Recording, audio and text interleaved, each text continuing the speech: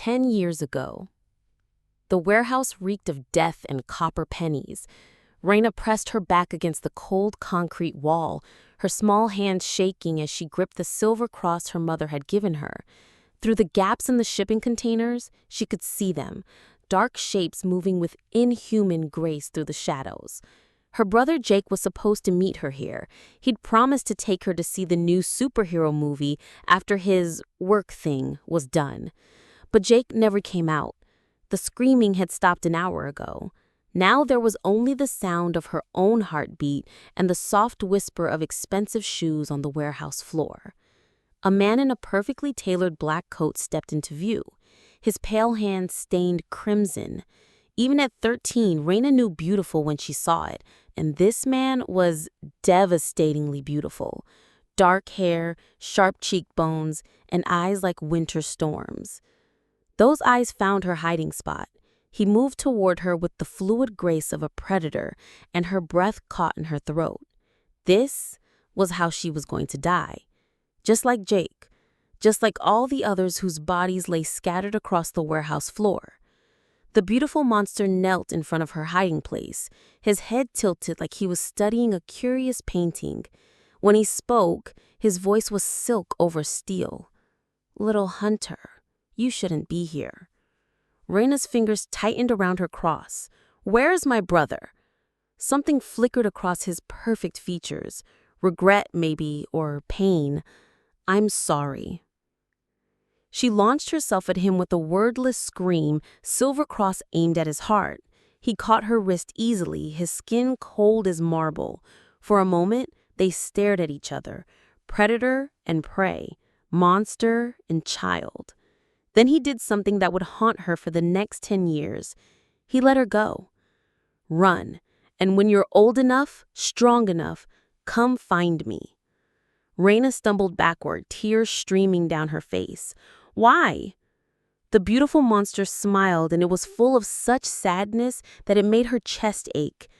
"Because someone has to make me pay for what I've done." She ran. Through the warehouse, through the empty streets, all the way home where she told the police a story no one believed. A story about vampires and blood and a monster with kind eyes who killed her brother but spared her life. They said it was trauma, shock, a child's mind trying to make sense of senseless violence. But Reina knew the truth, and she spent the next 10 years preparing for the day she would keep her promise, the day she would make Lucien Thorne pay for every drop of blood he'd spilled. Present day. Reina Vale checked her silver bullets one last time, her hands steady now where they'd once shaken. The warehouse district stretched out before her like a graveyard of broken dreams. But tonight, it would serve a different purpose. Tonight, the hunter would finally claim her prey. She'd found him at last, the beautiful monster who haunted her dreams and fueled her nightmares. 10 years of training, 10 years of hunting his kind, 10 years of preparing for this moment. Lucien Thorne had no idea she was coming for him, but he was about to find out. The game was about to begin. Chapter 1. The Kill Shot. The rain hammered the rooftop like bullets against stone. Reina Vale lay flat on her stomach, rifle steady against her shoulder, watching the penthouse through her scope. 40 stories below, the city buzzed with late-night traffic, neon lights, but up here in the clouds, there was only her, the rain, and her target. Lucien Thorne moved through his apartment like he owned the world. Which, technically, he did. At least the dark corners of it. Designer suit, perfect posture, every movement calculated and graceful. Even through the scope, he looked exactly as she remembered. Beautiful. Deadly. Completely unaware that death was watching him through bulletproof glass. Reina's finger found the trigger. 10 years of training had led to this moment. 10 years of learning to fight monsters, to think like them, to kill them before they killed her. The guild had made her into their finest weapon, sharp, focused, and absolutely ruthless. But her hands weren't shaking anymore. She'd loaded the rifle with blessed silver bullets, each one inscribed with holy symbols that would burn through vampire flesh like acid. One shot. That's all she needed. One shot to balance the scales for Jake, for every innocent life this monster had taken. Through the scope, Lucien paused at his floor-to-ceiling windows, looking out at the storm. For a heartbeat, it almost seemed like he was looking right at her. Impossible. She was invisible up here, a ghost in the rain. Reina slowed her breathing, steadied her aim, and squeezed the trigger. The blessed silver bullet shattered the penthouse window in an explosion of glass and holy fire. It took him center mass, spinning him around and slamming him into the marble wall behind him. Dark blood bloomed across his white shirt like spilled wine. "Gotcha," Reina whispered. She waited for him to crumble, to turn to ash, to finally die. Instead, Lucien Thorne straightened up, looked down at the smoking hole in his chest, and laughed. "Oh, hell," Reina breathed. The vampire lord's head snapped up, and those winter storm eyes found her through 40 stories of rain and darkness, found her like he'd known exactly where she was all along. Reina's blood turned to ice. Lucien smiled, not the cruel smile of a predator, but something softer, something that looked almost relieved. He pressed one pale hand to his bleeding chest and mouthed a single word. "Finally." Then he vanished. Reina rolled off the roof chop just as the door behind her exploded outward. She hit the fire escape hard, rain-slick metal cutting into her palms, and scrambled down the ladder as fast as her training would allow. Her heart hammered against her ribs. Vampires were fast, but they couldn't fly. She just needed to reach the street, get to her bike, and a shadow dropped from above. Lucien landed on the fire escape below her with impossible grace, blocking her escape route. Up close, he was even more devastating than she remembered, all sharp angles and predatory beauty, with blood still seeping through his shirt. "Hello, little hunter," he said softly. Reina drew her silver blade in one smooth motion, the blessed steel ceiling of it cut through the rain. "Stay back." "I'm not going to hurt you." "Right, because vampires are known for their honesty." She feinted left, then struck right, aiming for his heart. He caught her wrist without even trying, his grip iron strong, but somehow gentle. "I said I'm not going to hurt you." "Let me go." "Look at me." "Go to hell." "Reina." Her name on his lips made her freeze. "Look at me." Against every instinct screaming in her head, she met his eyes. They weren't the cold, dead eyes of a killer. They were full of something that looked like wonder, like recognition, like... "Impossible," he breathed. "You look just like her." "Like who?" The words slipped out before she could stop them. Lucien's free hand rose toward her face, trembling slightly. Rain plastered his dark hair to his forehead, making him look younger somehow, vulnerable.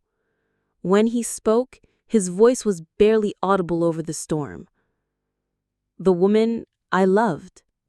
The woman I failed to save." His thumb brushed across her cheekbone with devastating gentleness. "The woman whose death has haunted me for 300 years. Reina's world tilted sideways. "You're lying." "I never lie about her." His grip on her wrist loosened, but he didn't let go. "Tell me your full name." "Reina Vale?"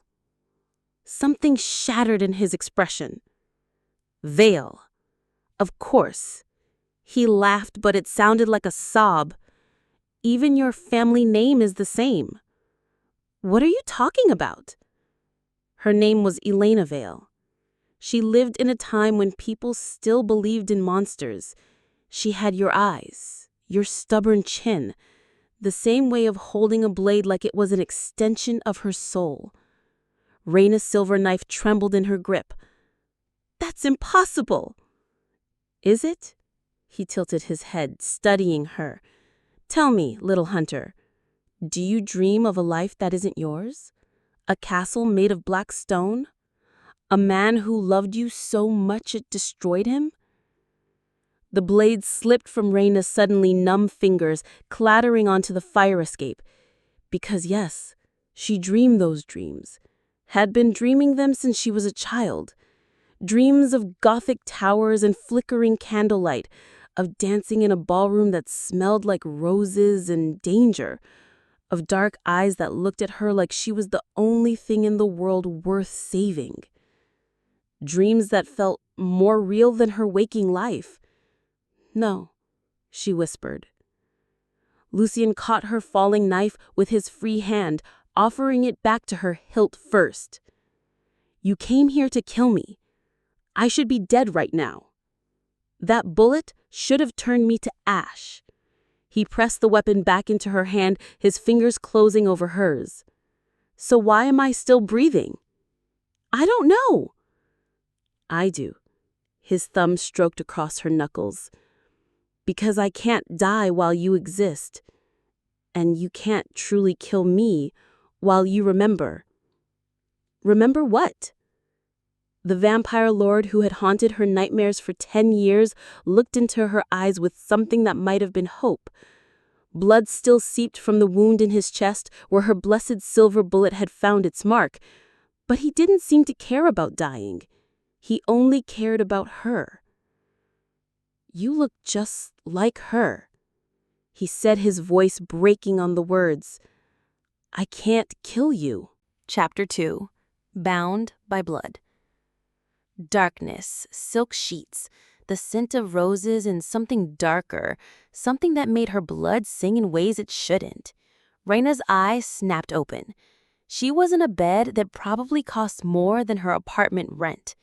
Deep burgundy velvet curtains hung from an ornate four-poster frame, and soft candlelight danced across stone walls that looked like they belonged in a medieval castle, not a modern city penthouse. Her hands flew to her weapons. Gone. Every blade, every blessed bullet, every piece of silver she'd carried, all of it had vanished. Even her leather jacket was missing, leaving her in just her black tank top and jeans. You're awake? Reina spun toward the voice, her heart hammering. Lucien sat in an antique chair near the doorway, watching her with those storm-gray eyes. He'd changed out of his blood-stained shirt into a black sweater that made his pale skin look like carved marble. The wound in his chest was completely healed. Where am I? She demanded. My home? Your lair, you mean. A small smile tugged at his lips. If you prefer, though I think you'll find it more comfortable than a typical lair. Reina swung her legs over the side of the bed, testing her balance. No dizziness, no lingering effects from whatever he'd done to knock her out. Her body felt strange, hyper-aware, like every nerve ending was suddenly more sensitive than it should be. How long was I unconscious? 6 hours. What did you do to me? I brought you somewhere safe. Safe? Reina laughed, but it came out sharp and bitter. I'm locked in a room with a vampire who murdered my brother. This is the opposite of safe. Something flickered across Lucien's features. Pain, regret, something that looked almost like shame. I never said I was safe. I said this place was safe. From the guild, from other hunters, from vampires who wouldn't be as understanding as I am. Reina stood, testing her legs. They felt stronger than they should, like energy was flowing through her veins. Understanding? Is that what you call kidnapping? I call it protecting you from making a mistake that would get you killed. The only mistake I made was not bringing a bigger gun. Lucien leaned forward in his chair, his eyes never leaving her face. You shot me with a blessed silver bullet, inscribed with holy symbols. It should have turned me to ash, instantly. Instead, it felt like a bee sting. Lucky you. There's nothing lucky about it. His voice dropped to something softer, more dangerous. Do you know what it means when a vampire becomes immune to blessed weapons? Reina's chest tightened. That you're older than we thought. It means I'm bound to something more powerful than holy water and silver crosses. He stood with fluid grace, moving closer to the bed, something that makes those weapons useless against me. And what would that be? A soul that calls to mind across lifetimes? Reina backed toward the window, putting the bed between them. You're delusional. Am I?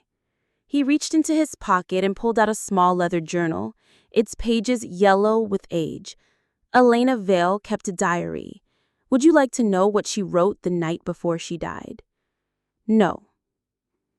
He opened it anyway, his voice taking on the cadence of someone reading sacred text. Today I met a man who looks like sin and sounds like salvation. His eyes hold centuries of loneliness, and when he touches me, I feel like I'm remembering something I've forgotten, something important, something that might damn us both. Reina's blood turned cold. Those words, she'd written something similar in her own journal just last week, after another one of those dreams about the dark-eyed stranger who haunted her sleep. That proves nothing, doesn't it? He flipped to another page. He told me his name today. Lucien. It tastes like wine and danger on my tongue. I should run. Every instinct I have tells me to run. But when he looks at me, I feel like I'm finally home. Stop it. He kissed me tonight. I know I should feel ashamed, should remember what he is, what he's done. But all I can think about is the way he whispered my name like a prayer. Stop it. Lucien's eyes found hers across the room. She loved me, Reina. Completely, desperately, against all reason and sense. Just like part of you is starting to love me now. I hate you. Yes, you hate me. And yet you're fighting the urge to move closer, aren't you? Your skin feels too tight, your pulse is racing, and there's something warm building in your chest that has nothing to do with anger. Reina's hands clenched into fists. Because he was right. Her body was betraying her in ways that made no sense, responding to his presence like they were lovers instead of enemies. The air between them hummed with a tension that felt electric, magnetic, inevitable. Whatever sick game you're playing, it's not a game. Lucien set the journal on the nightstand and stepped around the bed, closing the distance between them. It's a curse. What kind of curse? The kind that binds souls together across lifetimes. The kind that makes it impossible for me to kill the woman I love, no matter how many times she tries to kill me. Reina's back hit the stone wall. I'm not her. I'm not Elena. Aren't you? He stopped just out of arm's reach, close enough so that she could feel the coolness of his skin, smell that intoxicating scent that made her head spin. Then explain why your silver blade turned to ice in your hand the moment you looked into my eyes. Explain why blessed bullets bounce off me when you're the one pulling the trigger. That's impossible. Is it? He raised one pale hand, hovering it just inches from her cheek without touching her. Tell me you don't feel it, Reina. Tell me there isn't something inside you that recognizes me. I wanted to lie. God, I wanted to lie. But her body was singing with awareness, every cell reaching toward him like a plant towards sunlight. When he was close like this, the dreams felt less like fantasies and more like memories. I feel... She started, then stopped. What? Confused, she whispered. I should want to kill you. I should be planning your death. But when you're close like this, all I can think about is... What? Reina's voice broke. How right this feels. Lucien's hand finally touched her face, his thumb tracing the line of her cheekbone with devastating gentleness. His skin was cool as marble, but somehow it burned. Elena felt the same way. She fought it for months, told herself she was being manipulated, that I was using vampire magic to cloud her mind, but there is no magic strong enough to fake the recognition between souls. What happened to her? Pain flashed across his features. She died. Because of what she was to me. Because loving me put her in danger she couldn't survive. And do you think I'm her, reborn? I think souls find each other lifetime after lifetime until they resolve what needs to be resolved. His thumb moved to her lower lip and Reina's breath caught. I think you've been dreaming of me since you were old enough to dream.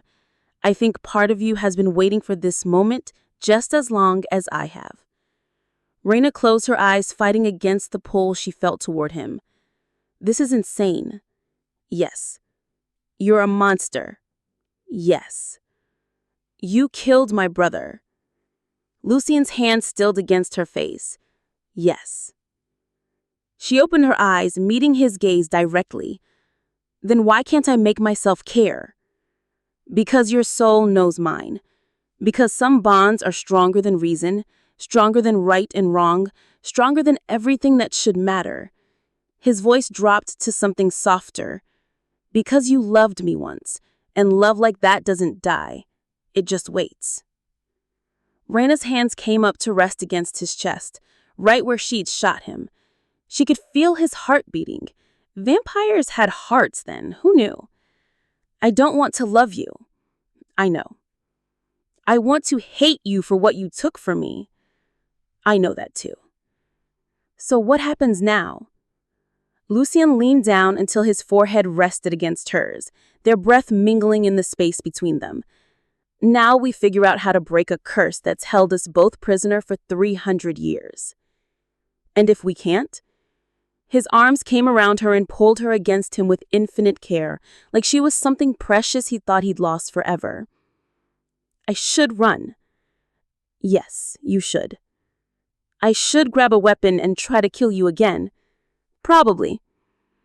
I should call the guild and tell them where to find you. If you think that would help. Reina pulled back to look at him. But I'm not going to do any of those things, am I? Lucien's smile was soft and sad and full of centuries of hope. No, little hunter. You're going to stay and let me show you who you really are. And as much as she hated to admit it, as much as it went against everything she'd been trained to believe, Reina knew he was right. She was going to stay. Chapter 3. The Price of Mercy. Reina waited until dawn. Vampires were weaker during daylight hours. Every hunter knew that. While Lucien rested in whatever dark corner he called a bedroom, she searched his estate for an exit that didn't involve jumping 40 stories to her death. The place was a fortress disguised as luxury. Gothic architecture mixed with modern security, ancient tapestries hanging beside high-tech surveillance monitors. But even fortresses had weaknesses. She found hers in the kitchen. A service elevator that connected to the building's parking garage, probably used for deliveries. The control panel required a keycard, but Reina had learned to pick electronic locks before she'd learned to drive. Within minutes, she was riding down to freedom. Her motorcycle was still parked where she'd left it 6 blocks away. The guild had taught her to always have an escape route. The guild. Her chest tightened as she fired up the bike's engine. How was she going to explain this? How could she tell Commander Morrison that she'd had Lucien Thorne at gunpoint and let him walk away? That she'd spent 6 hours in his estate and emerged unharmed? That part of her hadn't wanted to leave? The guild headquarters sat in the shadow of downtown's financial district, hidden behind the facade of a private security firm. To the outside world, they were bodyguards and consultants. Only a select few knew they were humanity's last line of defense against the creatures that hunted in the dark. Reina badged in through the front entrance, nodding to the receptionist who'd been there since she was 17. Home. This place had been more of a home to her than anywhere else since Jake died. So why did it suddenly feel like a trap? Vale, Commander Morrison's voice echoed across the bullpen. My office, now. Reina's stomach dropped. Morrison was a decorated hunter who'd killed more vampires than anyone in guild history. He was also the closest thing she had to a father figure. If anyone would understand. Close the door, Morrison said the moment she entered his office. She did, then turned to face him. Morrison sat behind his desk, steel gray hair perfectly groomed, pale blue eyes sharp as winter ice. Behind him stood Agent Torres, the guild's best interrogator, and Agent Kane, their tech specialist. This wasn't a debriefing. This was a tribunal. Sit, Morrison commanded. I prefer to stand. That wasn't a request. Reina sat, her hands resting casually on her thighs, close to the silver blade hidden in her boot. What's this about? You tell me. Morrison leaned forward, his fingers steepled. You were sent to eliminate Lucien Thorne. Radio silence for 8 hours. Then you walk in here like nothing happened. The mission was more complicated than anticipated. Was it? Because according to our surveillance, you had a clear shot at 11:47 p.m., perfect conditions, blessed ammunition, no witnesses. Reina's blood chilled. They'd been watching. Surveillance? Did you think we'd sent our best hunter after a vampire lord without backup? Morrison's voice was deadly quiet. Agent Kane, show her the footage. Kane tapped his tablet and a wall screen flickered to life. Security camera footage from a building across the street. Grainy but clear enough. Reina on the rooftop, lining up her shot. The muzzle flash. The bullet hitting its target. Then nothing. No body. No ash. No evidence that Lucien Thorne was dead. Explain, Morrison said. Reina's mind raced.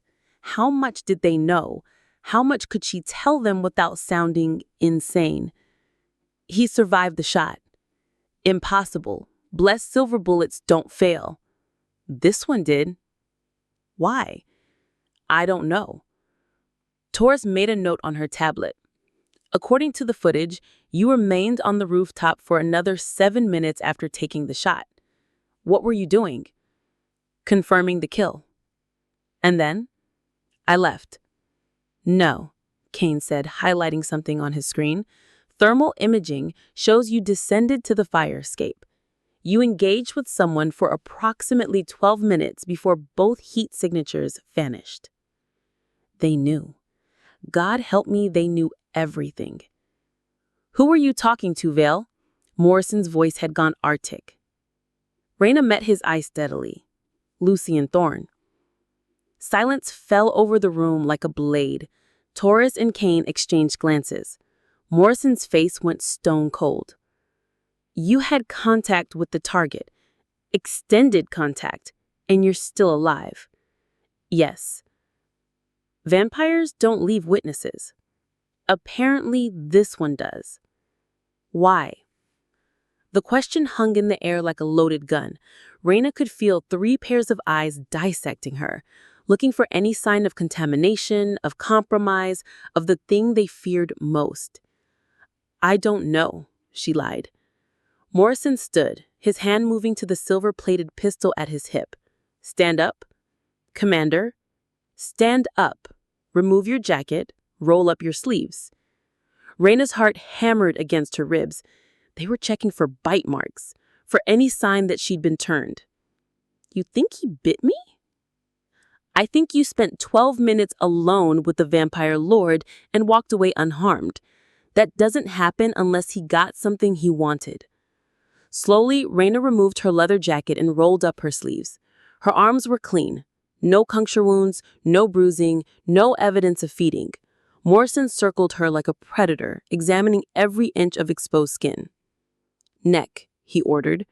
She tilted her head, letting him check her throat. Still clean. He didn't bite me. Then why are you still breathing? The truth rose in her throat. Because he loves me. Because I remind him of someone he lost. Because we're bound by something stronger than death. But she swallowed it down. They'd never believe her. Worse, They'd think she'd been compromised. Maybe he wanted to deliver a message, she said instead. What message? He didn't get the chance to tell me. I escaped before he could. Morrison studied her for a long moment, those pale eyes searching her face for any sign of deception. Finally, he stepped back. Agent Torres, run a full blood panel. I want to know if there are any foreign substances in her system. Agent Kane, check her equipment for traces of vampire magic. Commander, I'm not compromised. We'll see. Morrison returned to his desk, his expression unreadable. Until the tests come back, you're suspended from active duty, confined to base. Guards will escort you to your quarters. You're imprisoning me? I'm protecting the guild from a potential security breach. Reina, I've known you since you were 17. You're like a daughter to me. But I've also seen what vampires can do to the human mind. The fact that you're alive suggests something happened during that encounter, something that compromised your judgment. Nothing happened. Then the tests will prove that, and you'll be back in the field by tomorrow night. Morrison nodded to the guards who had appeared in the doorway. Escort Agent Vale to her quarters. Level 3 containment protocols. Level 3. That was for hunters who'd been exposed to vampire blood or mind control. They might as well have branded her a traitor. The guards flanked her as she walked through the bullpen, past colleagues who stared with mixtures of curiosity and suspicion. Word would spread fast. Reina Vale had failed to kill Lucien Thorne and lived to tell about it. In the guild's world, that meant only one thing. She'd been turned. Her quarters were on the 3rd sublevel, behind reinforced steel doors with electronic locks. A bed, a desk, a small bathroom, and 4 walls lined with silver mesh to prevent supernatural escape. A cage disguised as luxury. The guards locked her in and stationed themselves outside. Reina sat on the edge of the bed, staring at the walls that had suddenly become a prison. They were going to find something wrong with her blood. She could feel it already.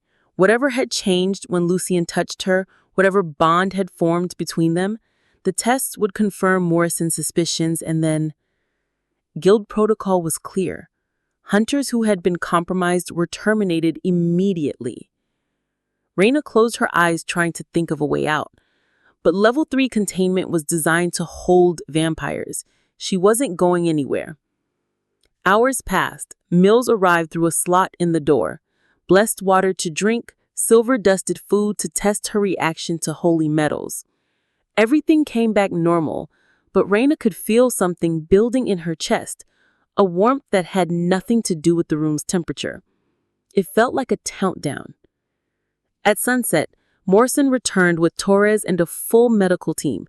They drew blood, took hair samples, checked her reflexes and pupil response. Every test designed to detect vampire contamination. Results will be ready in 2 hours, Torres announced. Morrison nodded grimly. If they come back positive, we proceed with standard protocol. Standard protocol. Reina's blood turned to ice. They were going to execute her. She waited until the guards changed shifts at midnight. The new team was younger, less experienced. Through her door's small window, she could see them playing cards, their attention focused on their game instead of their prisoner. But it didn't matter. Even if she could pick the lock, even if she could slip past the guards, the building was crawling with hunters who'd shoot first and ask questions later. She was trapped. A soft tap came from the air vent above her bed. Reina looked up, frowning. The sound came again, not random settling, but rhythmic, deliberate, like someone tapping out Morse code. The vent cover swung open silently, and a figure dropped into her cell with impossible grace. Lucien Thorne smiled at her, dressed in black tactical gear that made him look like a shadow given form. "Hello, little hunter. How did you... find you? I followed your scent."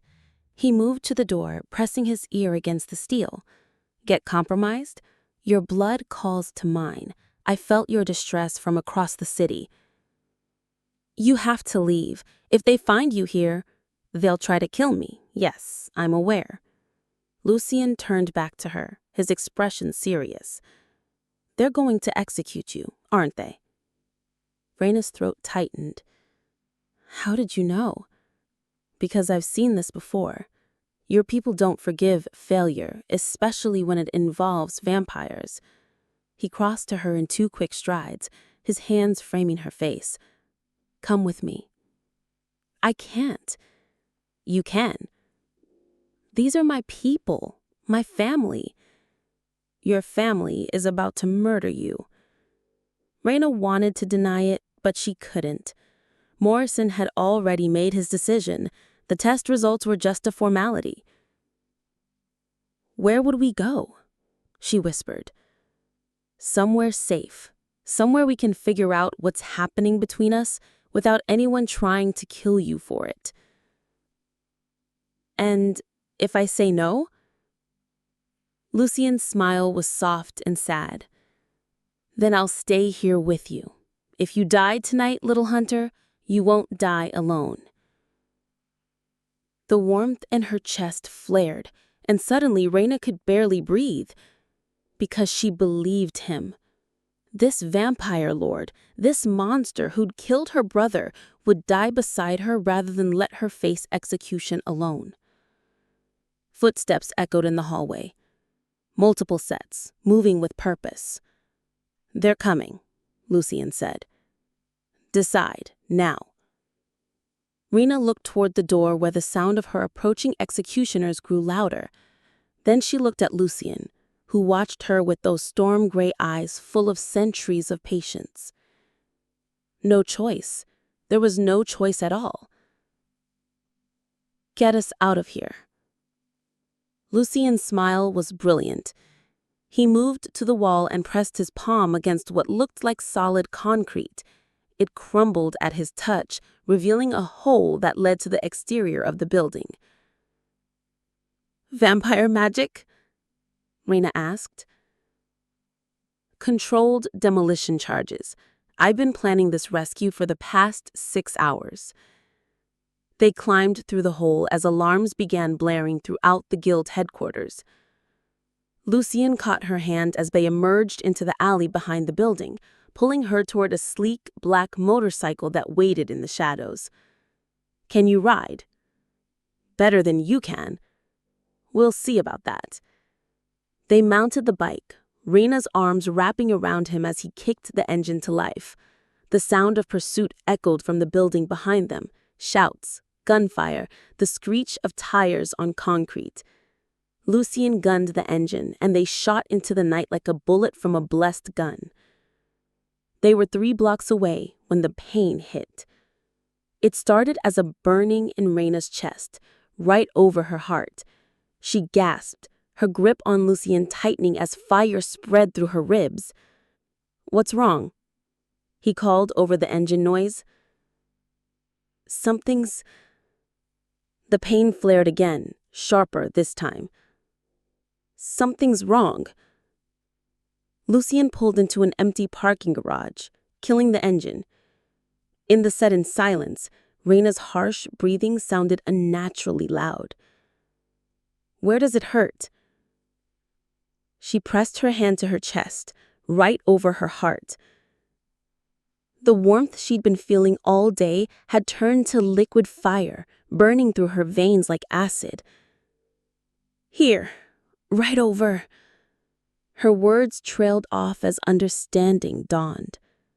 Right over her heart, exactly where she'd shot Lucien 12 hours ago. Oh God, she breathed. Lucien's face went pale. His hand covered hers, pressing against the spot where the pain centered. Show me. With trembling fingers, Reina pulled up her tank top. There, directly over her heart, was a small puncture wound that hadn't been there that morning. Around it, her skin was turning black, spreading outward like ink in water. No, Lucien whispered. No, that's impossible. But it wasn't impossible.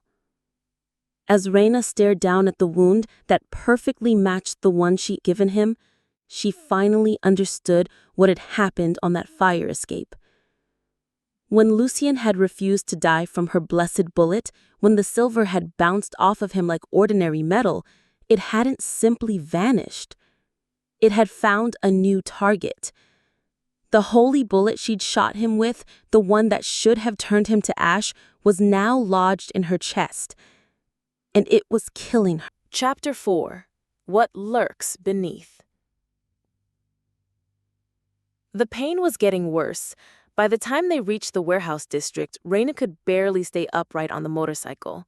The blessed silver was spreading through her system like poison, turning her veins black and making every heartbeat feel like molten metal pumping through her chest. Lucien pulled up to what looked like an abandoned textile factory, its windows boarded up and walls covered in graffiti. But when he pressed his palm to a seemingly random brick, a hidden door slid open to reveal an elevator shaft that descended far deeper than any building should go. "Where are we?" Reina gasped as they stepped into the elevator. "Sanctuary," Lucien said, hitting a button marked with symbols that definitely weren't English. "The only place in the city where vampires can seek healing without being hunted." The elevator dropped for what felt like minutes, taking them deep beneath the city streets. When it finally stopped, the doors opened to reveal something that looked like a cross between a Gothic cathedral and a medical facility. Vaulted stone ceilings stretched overhead, supported by pillars carved with intricate symbols. Modern medical equipment sat alongside ancient altars, and the air hummed with something that felt like electricity but looked like starlight. "Dr. Blackthorne," Lucien called as they entered. "I need your help."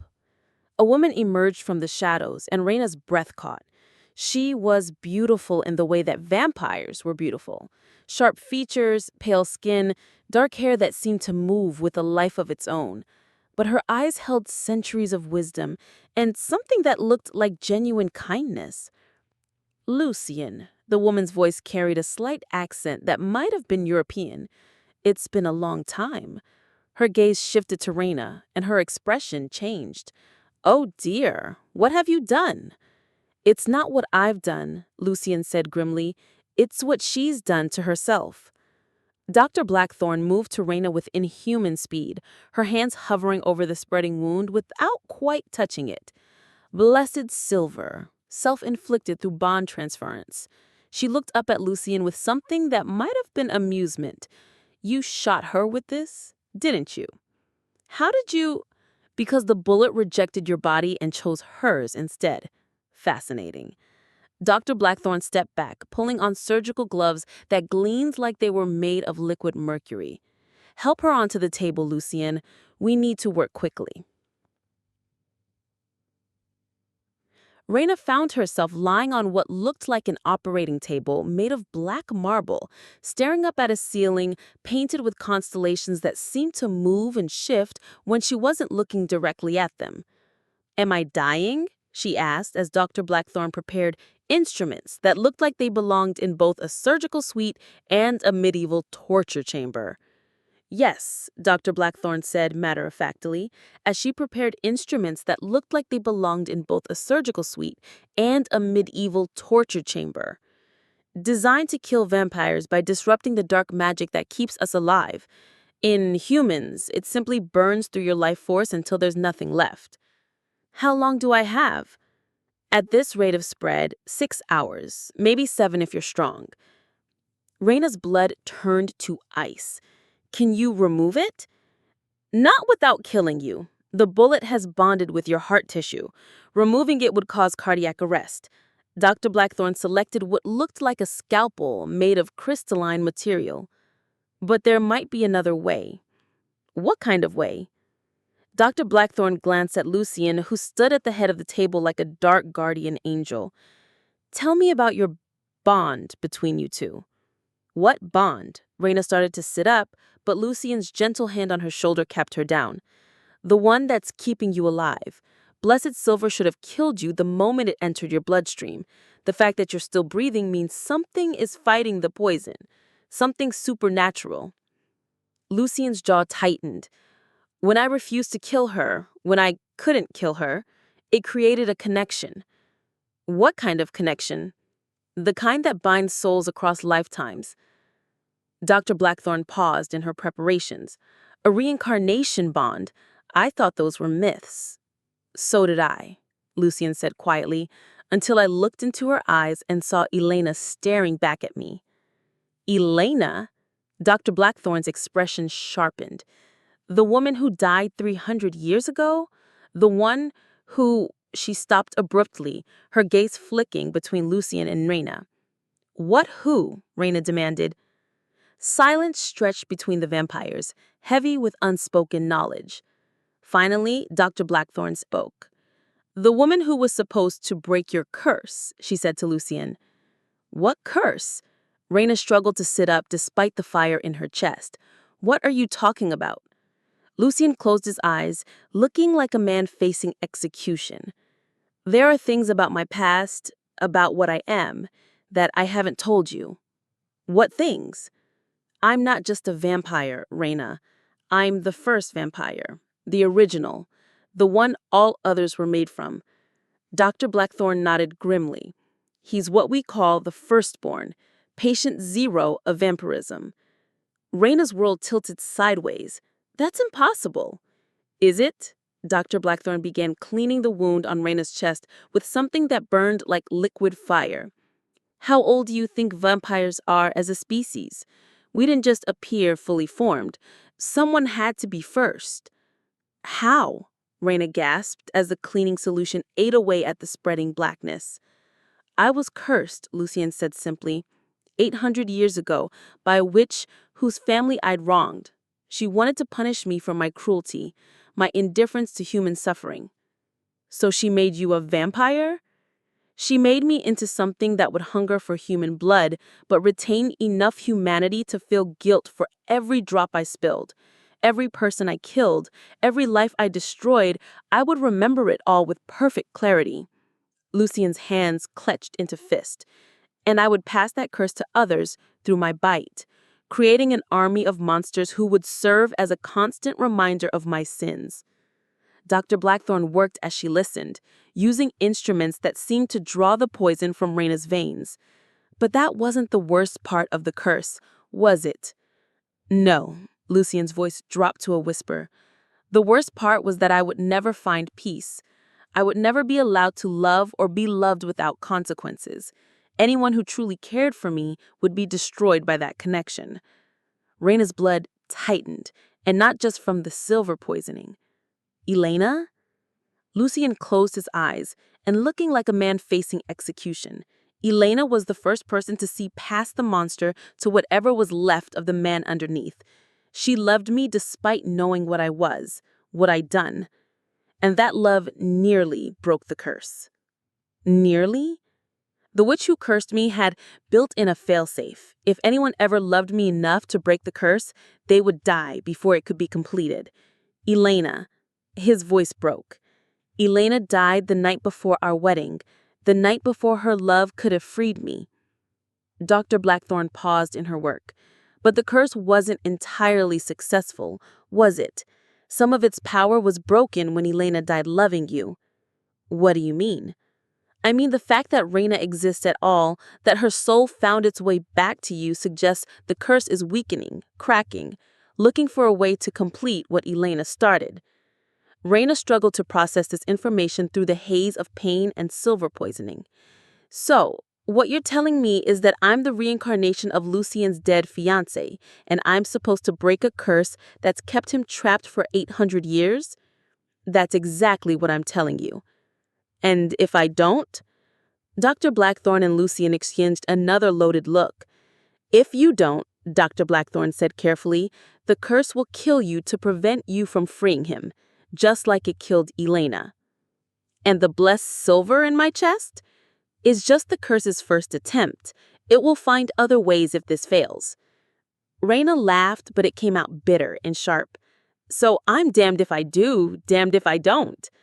Not necessarily. Dr. Blackthorne set down her instruments and moved to a cabinet filled with vials of substances that glowed with their own inner light. There might be a way to fight back. How? By finding the source of the original curse and destroying it before it can destroy you. Lucien straightened. You think that's possible? I think the curse is old and getting tired. I think it's made mistakes, left vulnerabilities, and I think Reina's blood, the blood of a hunter who fell in love with her prey, might be exactly what's needed to unravel 800 years of dark magic. Dr. Blackthorne returned with a vial of something that looked like liquid starlight. This will slow the silver poisoning, give you time to find what you're looking for, but it's only a temporary solution. How much time? A few days, maybe a week if you're careful. And where exactly are we supposed to find this curse source? Dr. Blackthorne smiled, and it was sharp as a blade. Where all family curses begin, in the family crypt.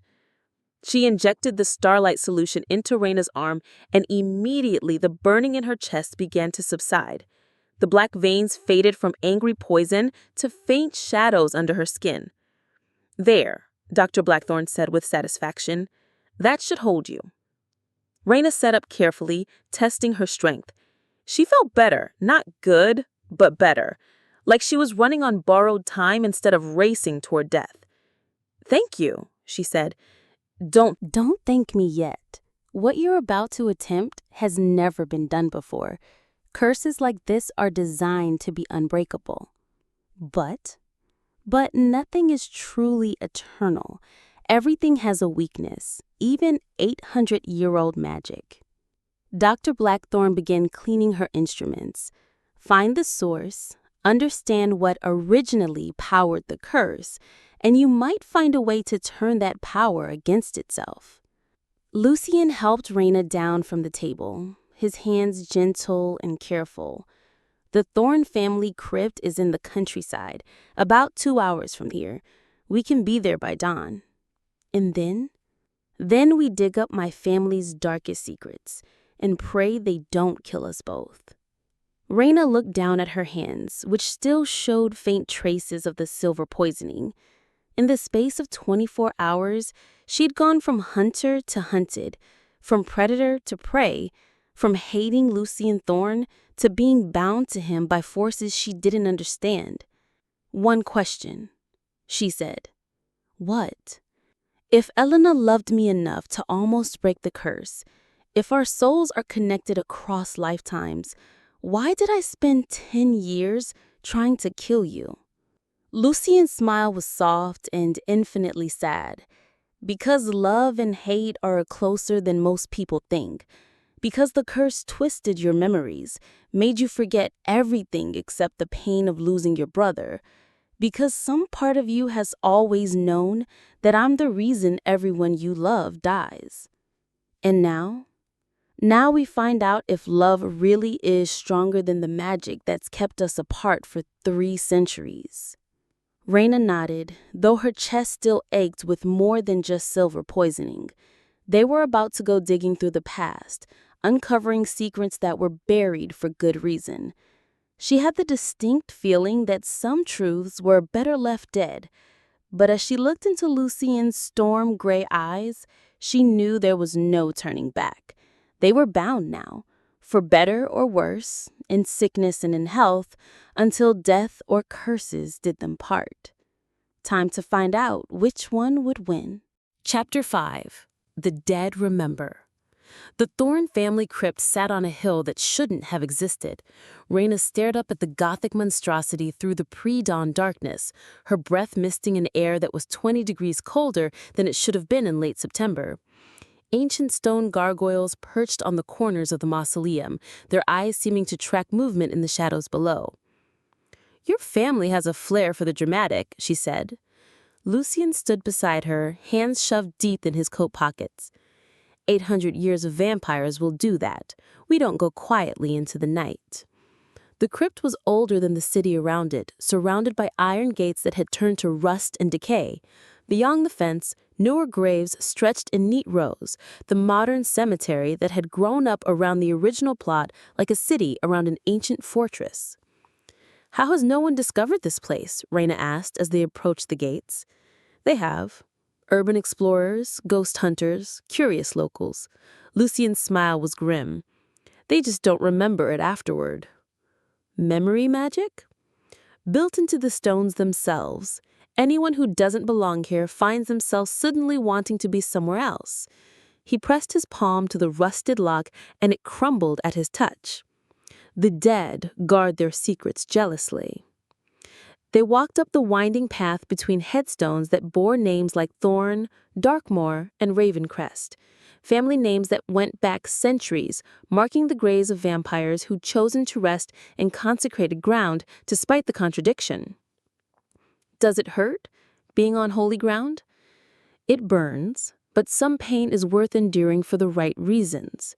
The mausoleum doors were 20 feet tall and carved with scenes that made Reina's stomach clench. Battles between angels and demons, humans offering their throats to beautiful monsters, and in the center, a woman with familiar features kneeling before a man who looked exactly like Lucien. "Elena," she breathed. The artist was very talented, Lucien said, tracing one carved figure with his fingertips. He captured her perfectly. Reina stepped closer, studying the woman's face. It was like looking in a mirror that reflected someone else's life. Same eyes, same stubborn chin, same way of holding her head like she was ready to fight the world. "This is impossible," she whispered. "Is it? You've been dreaming of this place since you were a child, haven't you? Dreams of dancing in ballrooms that looked like this, of walking through corridors lined with portraits of people you'd never met but somehow knew?" "I had. God help me, I had been dreaming of exactly that." Lucien pressed both hands against the doors, and they swung open with a sound like breaking bones. Beyond lay darkness deeper than night, the kind of darkness that seemed to swallow light and hope and sanity. "Stay close," he said. "The dead don't like visitors." They stepped into the crypt, and immediately the temperature dropped another 10 degrees. Ancient torches flickered to life along the walls, revealing corridors that stretched far deeper than the mausoleum's exterior suggested. The walls were covered in frescoes. Reina stopped walking, her breath catching in her throat. The paintings showed scenes from centuries past, medieval courts, Renaissance ballrooms, Victorian mansions. But woven through all of them was the same story told over and over with different faces, different time periods, different endings that were always the same. A dark-haired man falling in love with a woman who looked exactly like her. "This is..." She pressed her hand to the wall, tracing a painting of herself in Elizabethan dress, dancing with Lucien in a room full of candlelight. "I remember this." "Reina." "No, I remember." She moved to the next fresco, herself in 1920s fashion, laughing at something Lucien was whispering in her ear. "This dress, the music they were playing, the way you held me like I was made of glass." She turned to him with wide eyes. "How is this possible?" "Love doesn't die," Lucien said softly. "It just waits to be reborn." They moved deeper into the crypt, following corridors lined with coffins and bones and more paintings that told the story of Elena and Lucien through the ages. Each lifetime ended the same way, with Elena's death just as their love reached its peak. "Here," Lucien said, stopping in front of an alcove that held a single tomb. "It's where it all started." The tomb was different from the others, older, cruder, carved from black stone that seemed to absorb light. The inscription was in a language that predated Latin, but somehow Reina could read it. "Here lies Morgana Thorne, first mother, last daughter. May her sins die with her flesh." "Morgana," Reina said, "the witch who cursed you." "My great-grandmother," Lucien's voice was bitter. "She was the most powerful witch in our bloodline, and I was her greatest disappointment." "What did you do to her?" "I killed her entire family." The words hung in the air like a physical weight. Reina turned to stare at him, seeing something in his expression that hadn't been there before. Shame so deep it looked like self-hatred. "Why?" she whispered. "Because I was young and arrogant and convinced that being born to nobility made me better than everyone else. Because her family were servants in my father's house and they dared to tell me no when I wanted something they were willing to give." What did you want? Lucien closed his eyes. Her daughter, Morgana's youngest girl, barely 16, beautiful and innocent and completely terrified of me. His hands clenched into fists. I wanted her, so I took her. And when she fought back, when she tried to escape, you killed her. I killed all of them. Her parents for trying to protect her, her brothers for standing in my way, her sister for screaming too loudly. I saved Morgana for last, made her watch my lie destroyed everyone she loved. Reina's stomach turned. This was the man she was supposed to love? This monster who'd slaughtered an entire family for sport? But that's not the worst part, Lucien continued. The worst part is that I felt nothing, no guilt, no remorse, no recognition that I'd done something wrong. To me, they were just obstacles to be removed. And Morgana cursed you for it. She used their blood, the blood of her murdered family, to bind me to a fate worse than death. She made me into something that would hunger for the very thing I'd so casually destroyed. She made me immortal so I'd have eternity to understand what I'd taken from her. Reina stared at the tomb, processing this revelation. You deserved it. Yes, Lucien said simply. So why should I help you break the curse? Because the man who killed Morgana's family died 800 years ago. Because 800 years of guilt and horror and regret have made me into someone different. Someone who would die before harming another innocent. He looked at me with those storm-gray eyes full of pain. Because you're not just helping me, you're helping every vampire who's ever been created. Breaking the curse won't just free me, it will free all of them. All of them. Every vampire in existence carries a piece of Morgana's curse. If we can break the original magic, we can give them all a choice, remain vampires, or become human again. Reina's head spun. You're talking about fundamentally changing the supernatural world? I'm talking about giving people back their souls. A sound echoed through the crypt. Footsteps, moving fast and purposeful, multiple sets, all heading in their direction. The guild, Reina breathed. Lucien's expression went deadly serious. They found us. How? Doesn't matter. Can you fight? Reina checked the silver blade hidden in her boot. It was the only weapon she had left, and probably useless against trained hunters. Not well. Then stay behind me. Voices echoed down the corridor, getting closer. Reina recognized Morrison's bark, Agent Torres's calm instructions, Kane's technical jargon about tracking equipment. Her former family had come to finish what they started. There, Torres' voice cut through the darkness, heat signatures in the main chamber. Flashlight beams swept the corridor, cutting through the ancient darkness like silver blades. Reina pressed herself against Lucien's back, feeling the tension in his muscles as he prepared for battle. Reina Vale, you're surrounded. Morrison's voice boomed through the crypt. Come out with your hands visible, and we might let you live long enough to explain why you're consorting with monsters. Consorting? Like I'm having tea with him, she muttered. We know you're there, Kane called. Thermal imaging shows two figures. Come out now, or we come in shooting. Lucien looked back at her over his shoulder, and any last words? Don't let them take me alive. His smile was sharp as broken glass. I won't. The hunters appeared at the corridor entrance like shadows given form, 8 of them, armed with silver weapons and blessed ammunition. They moved with practiced precision, covering angles and exits with military efficiency. Morrison stepped forward, his silver-plated gun trained on Lucien's chest.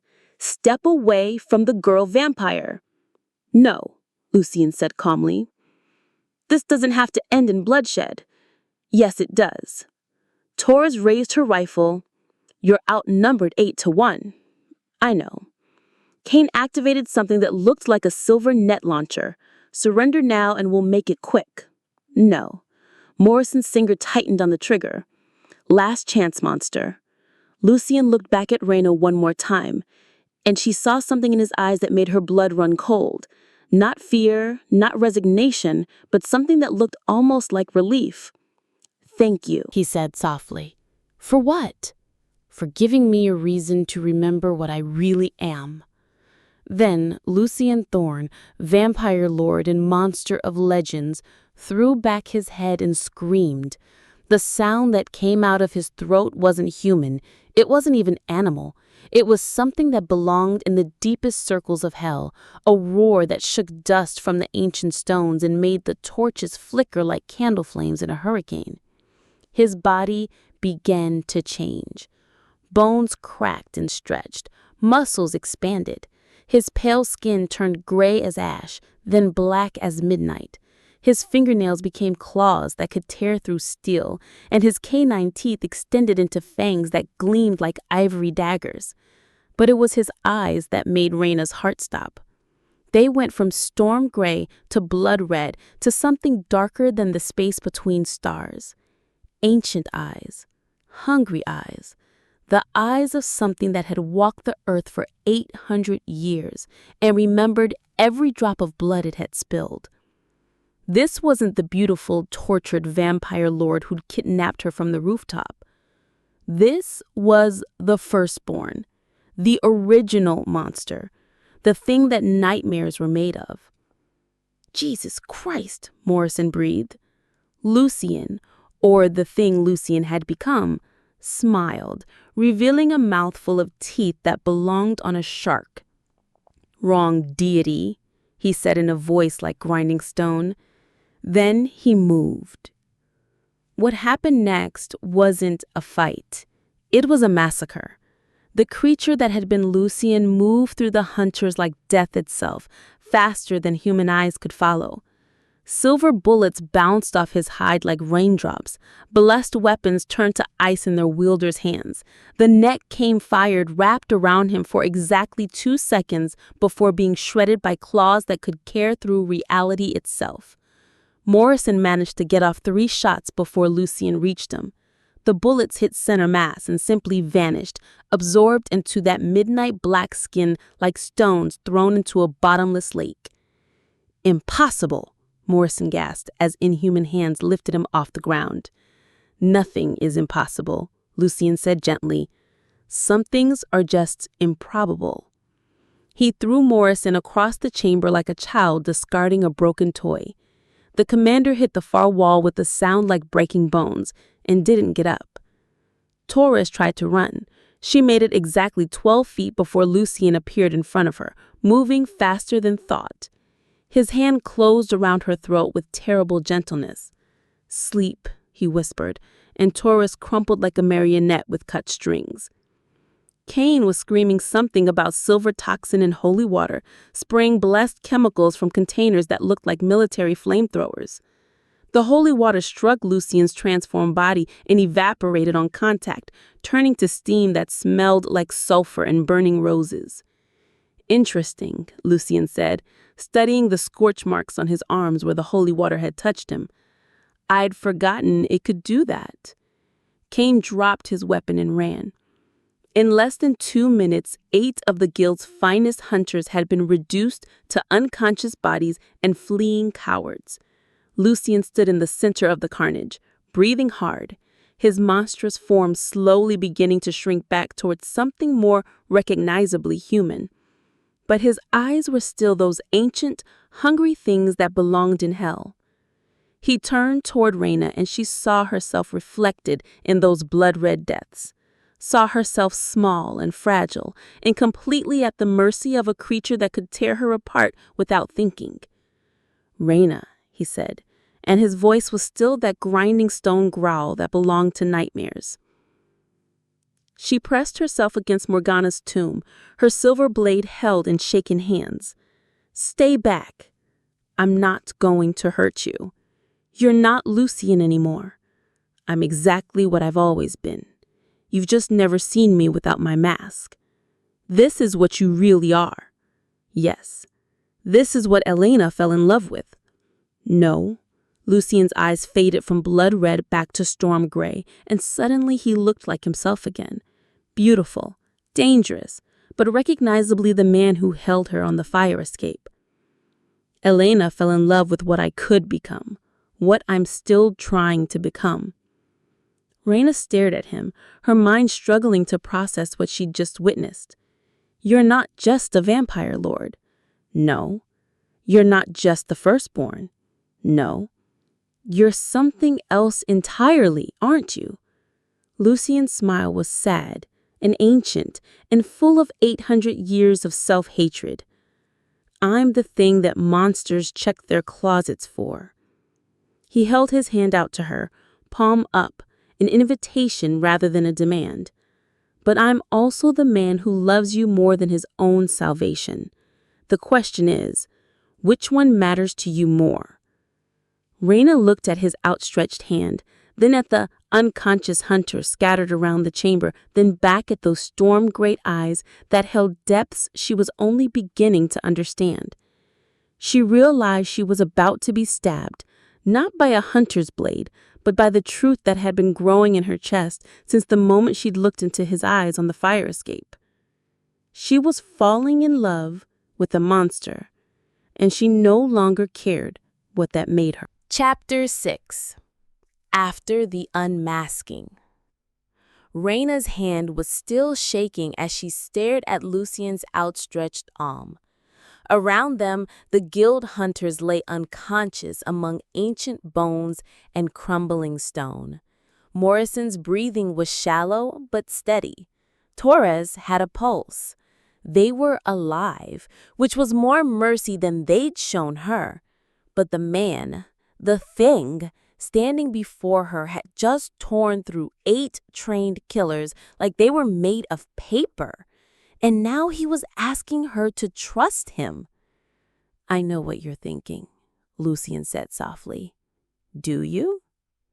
You're wondering if the man you're falling for is real, or if he's just a mask worn by a monster."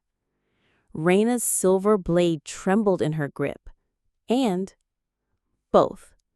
His hand remained steady, patient. "I am exactly what you saw. Something that shouldn't exist. Something that feeds on blood and death and the fear of mortals. But I'm also exactly what you felt when I held you. The choice of which one to believe is yours." She looked down at his palm, then at the unconscious hunters who come to execute her for the crime of surviving their target. "You saved my life, again. I saved mine first." "How?" "By giving me a reason to be more than what Morgana made me." Reina studied his face, human again, beautiful again, but now she could see the depths behind those storm-gray eyes. 800 years of hunger and guilt and loneliness. 800 years of being the thing that even monsters feared. "The curse," she said slowly. "It's not just about making you a vampire. No. It's about making sure you lose everything you care about." Lucien's expression darkened. "Everyone I've ever loved has died. My human family, centuries ago, other vampires who got too close. Elena." His voice cracked on the name. "The curse ensures that caring for me is a death sentence. But I'm still alive. For now." The words hung between them like a blade. Reina understood now why he'd pushed Elena away, why he lived alone in his fortress of a penthouse, why he looked at her like she was something precious he wasn't allowed to keep. "How long do we have?" she asked. "I don't know. With Elena, we had 6 months before the curse claimed her. With you," he shrugged helplessly, "the rules seem to be changing." "Because I'm a hunter?" "Because you shot me with blessed silver and somehow ended up with the bullet in your own chest. Because you're strong enough to fight back." His eyes found hers. "Because maybe, after 8 centuries, the curse is finally getting tired." Reina looked around the crypt at the frescoes that showed Elena and Lucien's love story playing out across lifetimes. Always the same beginning, always the same ending. Love, death, separation, repeat. "Dr. Blackthorne said we could break it." She said we could try. And if we fail, then you die, and I spend another 300 years waiting for your soul to find its way back to me. The casual way he said it, like her death was just another inconvenience in his immortal existence, should have made her angry.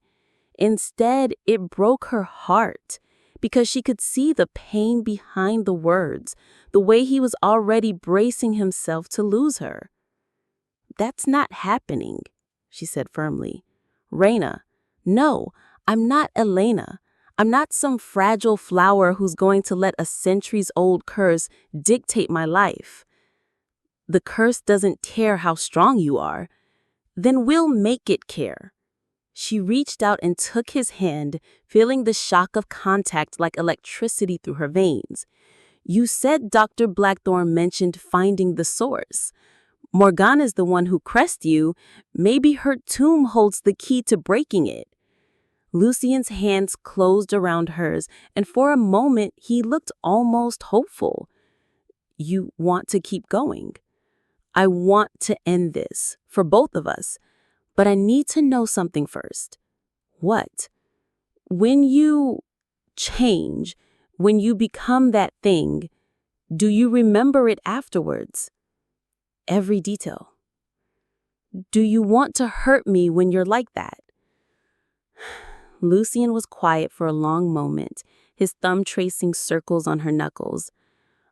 "Part of me does, the oldest part. The part that remembers what it was like to feel nothing but hunger."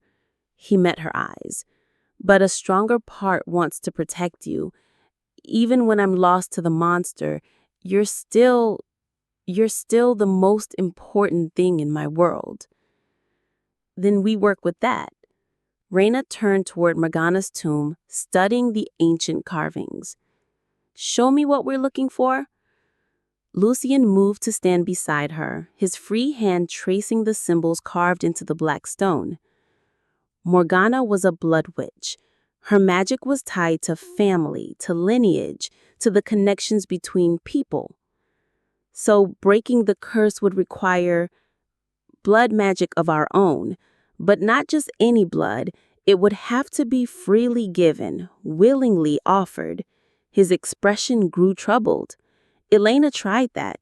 The night before she died, she cut her palm and offered me her blood as a way to bind us together, to make the curse think twice about killing her." "What happened?" "It killed her anyway, but not before she managed to weaken some of the curse's power.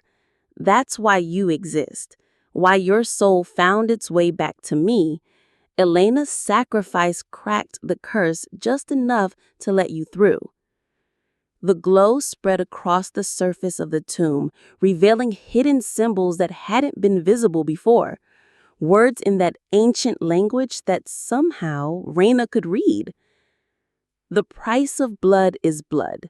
The price of love is death. Only when the cursed one learns to love more than fears loss will the binding be broken." "That's it," Reina breathed. "That's the answer." "What do you mean?" "The curse isn't just about making you lose everyone you love. It's about teaching you to love so deeply that you'd rather die than live without them." She turned to face him fully. "You have to choose me over your own survival." "I already have." "No, you haven't. You're still trying to protect me, still planning for the day you'll lose me. You're holding back." Lucien's jaw tightened. "Because letting go completely means watching you die. Or it means setting us both free." Before he could respond, a new voice echoed through the crypt. Female, cultured, speaking with an accent that sounded like it belonged to another century. "How touching! The monster has found love again." They spun toward the entrance, and Reina's blood turned to ice. Standing in the archway was a woman who looked exactly like the carved images of Morgana. Ageless beauty wrapped in shadows, eyes that held the wisdom and cruelty of centuries. But that was impossible. Morgana was dead for 800 years. Surprised to see me, great-grandson? The woman smiled, and it was sharp as broken glass. Did you really think death could keep me from watching my greatest work? Lucien moved in front of Reina, his body tensing for another transformation. You're supposed to be dead. Dead? Oh, darling boy, I've been dead for centuries. But hatred is a powerful preservative. I've been waiting so long for this moment, when you'd finally care enough about something to risk everything. What do you want? What I've always wanted. To watch you suffer. Her gaze shifted to Reina, and those ancient eyes held malice that made her skin crawl. Though I must admit, this one is more spirited than Elena. She might actually survive the breaking. The breaking? Oh, sweet child, did you think love was enough? The curse can only be broken by blood freely given, but not just any blood. It requires the blood of someone who loves the cursed one more than their own humanity. Reina's bet tightened. What does that mean? It means, dear girl, that saving your monster will cost you your soul. To break the curse, you must become something other than human, something like him. A vampire? Or something worse? Lucien's hands clenched into fists. No, I won't let you touch her. You won't have a choice. The woman smiled, and it was sharper. Teeth that were too sharp, too white. The curse has already begun its final stage. She has perhaps a day before the silver in her blood kills her. Her only chance of survival is to complete the bond, to give you her blood willingly and accept whatever she becomes afterward. There has to be another way. There is. Morgana's expression turned mockingly thoughtful. You could always choose to die. The curse dies with you, and your little hunter goes free. Reina felt Lucien's body go rigid beside her. She could practically hear the wheels turning in his head, weighing her life against his existence. Don't even think about it, she said quietly. Reina, I said don't. She stepped up beside him, facing Morgana with her chin raised defiantly. We break the curse together, or not at all. Morgana clapped her hands together in delight. Oh, this is even better than I hoped. You're going to make the same choice Elena did. You're going to damn yourself for love. Maybe. Reina reached for Lucien's hand, lacing their fingers together. But I'm going to survive it. We'll see about that. The witch began to fade, becoming translucent, then transparent, then gone entirely. But her voice lingered in the air like smoke. Find me when you're ready to pay the price, dear children. I'll be waiting where all family business is settled, in the place where it all began. Silence fell over the crypt, broken only by the soft moaning of the unconscious hunters. Where it all began? Reina said. What does that mean? Lucien's expression was grim. The place where I killed her family, where this whole nightmare started. He squeezed her hand. My ancestral estate, 2 hours north of here. Then that's where we go. Reina, you heard what she said. This could kill you, or worse. Could, not will. She turned to face him fully, seeing her own determination reflected in his storm-gray eyes. I'm not Elena, Lucien. I'm not going to let fear make my choices for me. And if the cure is worse than the curse, then we face it together. For a moment, hope flickered across his features. Then the shutters came down again, that careful distance he maintained to protect her from getting too close. We should go, before the guild sends reinforcements. As they headed for the exit, Reina couldn't shake the feeling that they were walking towards something that would change them both forever. That by the time this was over, neither of them would be the same people who'd started this journey. But looking at Lucien's profile and the flickering torchlight, feeling the warmth of his hand in hers, she found she didn't care. Some things were worth risking everything for, even if everything included her soul. Chapter 7. Bloodlines. The Thorne ancestral estates looked like something out of a nightmare. Reina stood at the iron gates, staring up at a Gothic mansion that seemed to eat the moonlight and spit out shadows. Gargoyles perched on every corner, their stone eyes tracking movement in the darkness below. The windows were boarded up, but somehow light flickered behind the boards, candlelight that had no business burning in an abandoned house. "This is where it happened," Lucien said quietly, "where I killed Morgana's family."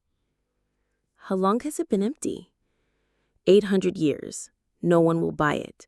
Strange accidents happen to anyone who tries to live here. His grip tightened on the motorcycle's handlebars. The locals call it cursed. They're not wrong.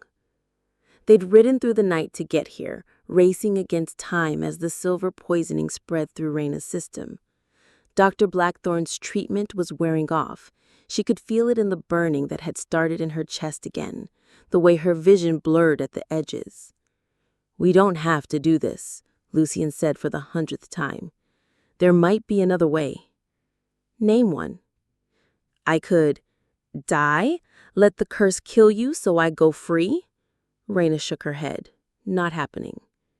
Better than watching you become something you'll hate." "You don't know what I'll become." "I know what I became." His voice was bitter. "I know what 8 centuries of blood and guilt and isolation does to a soul." Reina climbed off the motorcycle, testing her balance. The silver was making her dizzy, but she could still fight if she had to. "You're not the same person who killed Morgana's family." "Aren't I?" "The man who killed them wouldn't have spent 800 years regretting it. He wouldn't have spared a 13-year-old girl in a warehouse. He wouldn't have protected me from my own people." She moved to stand in front of him. "You're not that monster anymore, Lucien. The monster is still there. You saw it in the crypt. I saw someone protecting the person they love. There's a difference." Before he could respond, the mansion's front door swung open with a sound like breaking bones. Golden light spilled out into the darkness, warm and welcoming and completely wrong for a place that had been empty for centuries. "Come in, dear children," Morgana's voice drifted from inside. They walked up the path between dead gardens and crumbling statues. The closer they got to the house, the more alive it seemed, as if Morgana's presence was breathing life back into stone and wood that had long since given up on existence. The foyer was exactly what Reina had expected from her dreams. Marble floors, crystal chandeliers, paintings of long-dead nobles looking down from gilded frames. It should have felt familiar, but something was wrong with the proportions. The ceiling was too high, the shadows too deep, like looking at a photograph that had been stretched out of shape. "In here," Morgana called from somewhere deeper in the house. They followed her voice through corridors lined with portraits that seemed to watch them pass. Reina caught glimpses of faces that looked like Lucien, the same sharp cheekbones, the same storm-gray eyes, but twisted with cruelty and arrogance that he'd long since lost. The throne room, because that's what it was, complete with an actual throne made of black wood and silver, hadn't been in Reina's dreams. This was purely Morgana's domain, a place where she could hold court over the ghost of her own hatred. The witch sat on her throne like a queen of shadows, looking exactly as she had in the crypt, but somehow more real, more present, as if being in this place of old pain and older magic gave her substance. "Welcome home, dear children," she said with mock warmth. "It's been too long." "Not long enough." Now, is that any way to greet your great-grandmother?" "That's not," how long it had been. Morgana pointed to Reina. And you, dear child, how are you feeling? The honest answer was terrible. The silver was spreading faster now, turning her veins black and making every heartbeat feel like liquid fire. But Reina forced herself to stand straight. I've been better. I imagine so. Blessed silver is such an unpleasant way to die. Morgana leaned forward in her throne. But we can fix that. All you have to do is give me what I want.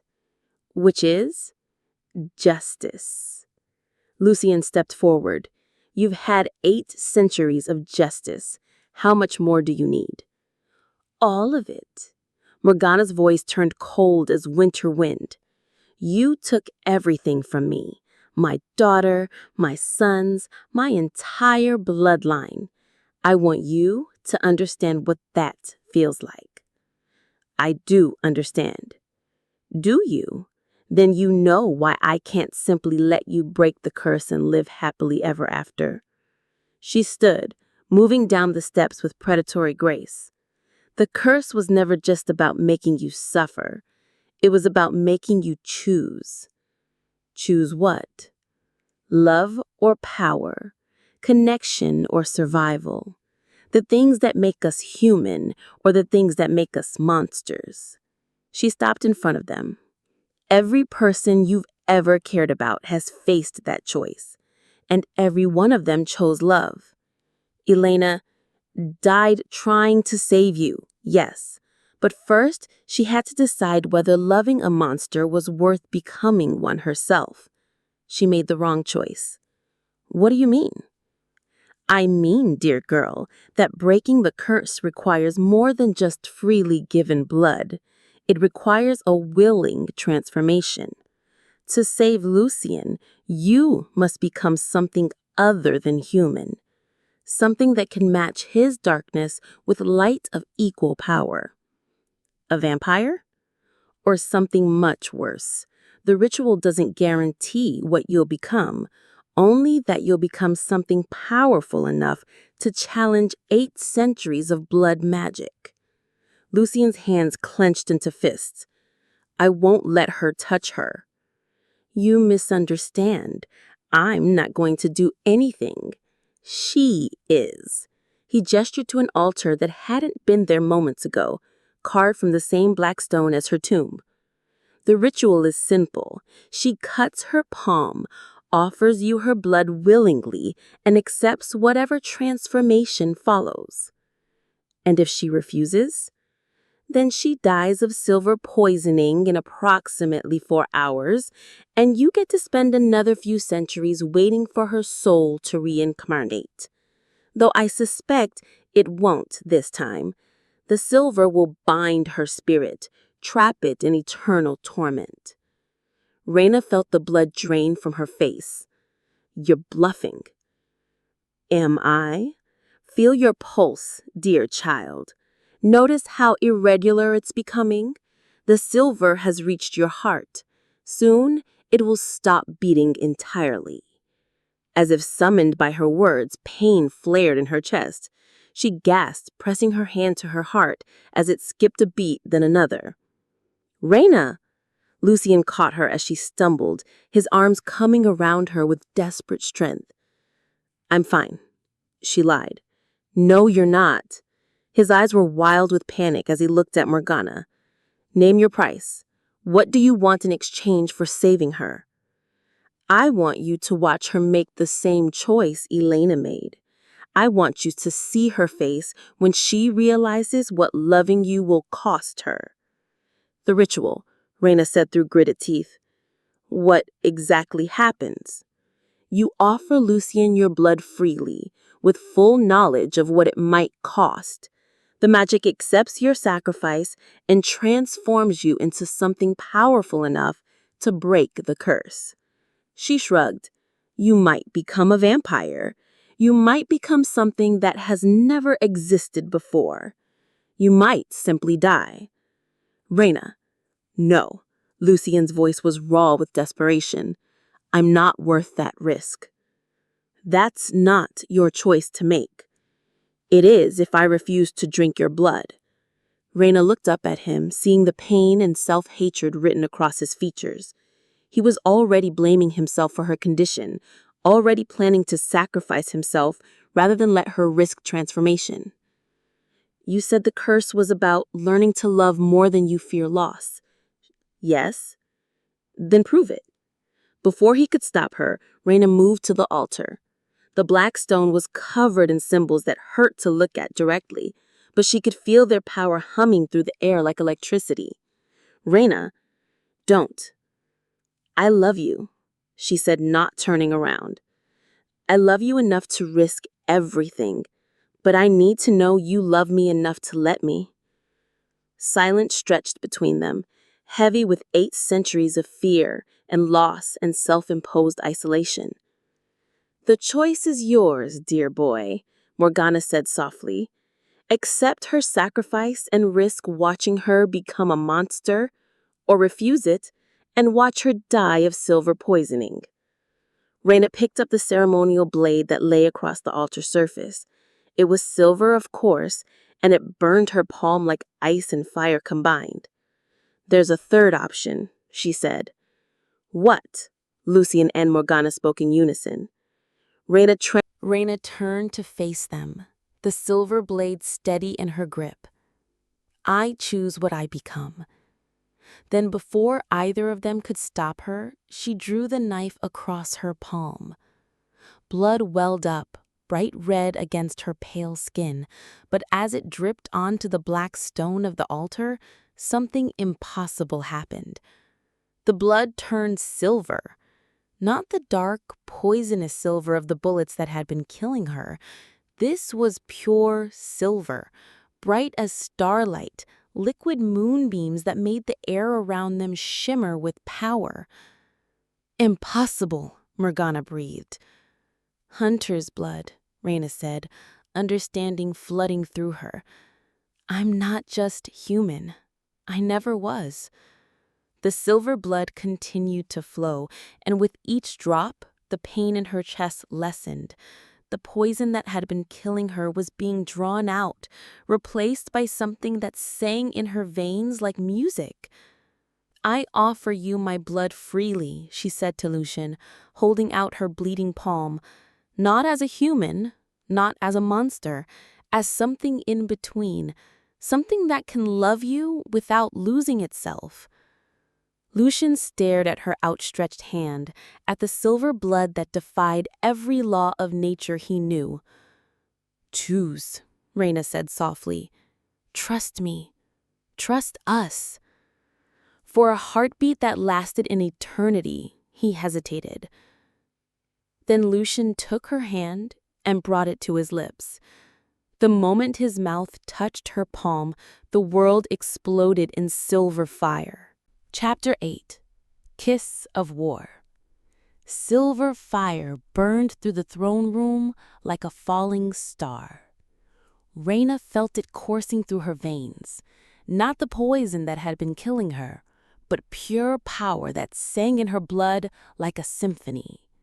The pain in her chest vanished, replaced by warmth that spread from her heart to every cell in her body. Lucien's lips were still pressed to her palm, his eyes closed as he drank the silver blood that defied every law of nature. When he finally looked up, his storm-gray eyes had gone molten silver to match hers. What are you? He whispered. Before she could answer, Morgana screamed. The witch was burning, not with fire, but with silver light that poured from her skin like liquid starlight. Her perfect features twisted with rage and something that looked like fear. This is impossible, she shrieked. Hunters are human. They have no magic of their own. Most hunters, Reina said, understanding flooding through her as the silver power settled into her bones. But some bloodlines are different. Some carry the spark of something older. What? The first warriors who fought your kind. the ones who bound themselves to silver and starlight to protect humanity. Reina flexed her fingers, watching silver light dance between them. We're not just hunters, Morgana. We're guardians. The witch's form began to flicker, becoming translucent as the silver fire ate away at her ghostly substance. This changes nothing, she snarled. The curse is broken. Lucien stood, and Reina could see the change in him immediately. The weight he carried for 8 centuries was gone, lifted from his shoulders like chains falling away. I can feel it. He turned his gaze to Reina, his eyes warm with fresh emotions that she had never seen there before. The compulsion to feed, the need to create others like me, it's all gone. No! Yes. He moved toward Morgana with predatory grace, but now there was something different in his movements. Less monster, more man. Your revenge is over, grandmother. You've lost. Morgana's scream of rage shook the mansion to its foundations. Windows shattered, walls cracked, and the throne room began to collapse around them as 800 years of magical preservation finally gave way. This isn't over, she shrieked as her form dissolved completely. You may have broken the curse, but you'll never escape what you are. Monster, murderer, you'll destroy her just like you destroyed everyone else. Then she was gone, taking her hatred and her magic with her. The mansion groaned around them, ancient timbers finally giving up their long fight against time. Chunks of plaster rained from the ceiling as the building began its final collapse. We need to leave, Lucien said. They ran through corridors that were falling apart around them, dodging debris and jumping over holes that opened in the floor without warning. The front door was blocked by a collapsed beam, so Lucien simply punched through the wall, creating an exit with inhuman strength. They tumbled out into the night air just as the mansion collapsed completely. 800 years of history and horror falling into rubble and dust. Reina lay on the dead grass, breathing hard, staring up at the stars that seemed brighter than they had any right to be. Beside her, Lucien was perfectly still, his chest rising and falling in a rhythm that was more human than he had been since she'd known him. Is it really over? She asked.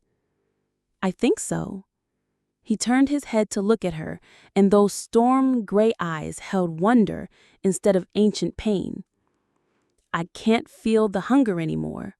The compulsion to feed, to kill, it's just gone. And the other vampires? Free to choose. Some will probably continue as they are, but others... He smiled, and it was the first genuinely happy expression she'd seen from him. Others will get to remember what it feels like to be human. Reina sat up, testing her new strength. She felt incredible, powerful in a way that had nothing to do with weapons or training, and everything to do with the silver fire that now flowed through her veins. What about us? She asked. What about us? What are we now? Lucien was quiet for a long moment, staring at the ruins of his ancestral home. I don't know. I'm still a vampire, but the curse that made me one is broken. You're still a hunter, but you're something more now. Something that's never existed before. A guardian. A guardian who loves a monster. A guardian who loves a man. He turned to look at her fully, and the expression on his face made her breath catch. It was hungry, but not the cold hunger of a predator. This was purely human desire, raw and desperate and completely unguarded for the first time she'd known him. Reina, he said, his name on his lips sounded like a prayer. Yes. I want to kiss you. The simple honesty of it, after everything they'd been through, all the supernatural drama and life or death stakes, made her laugh. Then kiss me. He moved faster than human reflexes could follow, pinning her to the ground with his body as his mouth crashed against hers. The kiss was desperate, fierce, 800 years of loneliness and longing poured into the connection between their lips. Reina kissed him back with equal fervor, her hands tangling in his dark hair as she pulled him closer. He tasted like silver and starlight and promises she wanted to believe in. When his fangs scraped against her lower lip, she didn't pull away. She bit down on his lip in return, drawing blood that tasted like wine and danger. "Reina," he groaned against her mouth. "Don't stop." His hands were everywhere, tangling in her hair, tracing the line of her throat, mapping the curves of her body like he was trying to memorize every inch of her. She responded by raking her nails down his back, hard enough to leave marks that would heal before morning. The kiss turned violent and tender by turns, a battle for dominance that neither of them really wanted to win. When he rolled her over so she was straddling him, she could feel every line of his body beneath her, could see the want in his eyes that matched her own. "I love you," she whispered against his lips. "I love you too." The words hung between them like a bridge across 800 years of pain. Reina could feel the truth of them in her bones, in the way her silver blood sang in response to his presence, in the way her soul recognized his like an old friend coming home. But then something shifted in his expression. The wonder faded, replaced by something that looked like fear. "No," he said, pushing her away. "What?" "This is wrong." Lucien sat up, running his hands through his hair. "This is exactly what happened with Elena." "This isn't nothing like what happened with Elena, isn't it? We break the curse, we think we're free, and then..." He shook his head. "What if Morgana was right? What if I'm still dangerous? What if loving me will destroy you even without the curse?" Reina stared at him, feeling the distance he was putting between them like a physical wound. "You're doing it again." "Doing what?" "Protecting me from yourself, making decisions for both of us because you think you know what's best." She stood, brushing dirt from her clothes. "I thought we were past this." "I thought so too. But what if we're happy? What if this actually works? What if you stop punishing yourself for crimes you committed 800 years ago?" "I can't forget what I was." "I'm not asking you to forget. I'm asking you to forgive yourself." Lucien stared at her outstretched palm, the same hand that had bled silver to save him, that had offered him everything without asking for guarantees.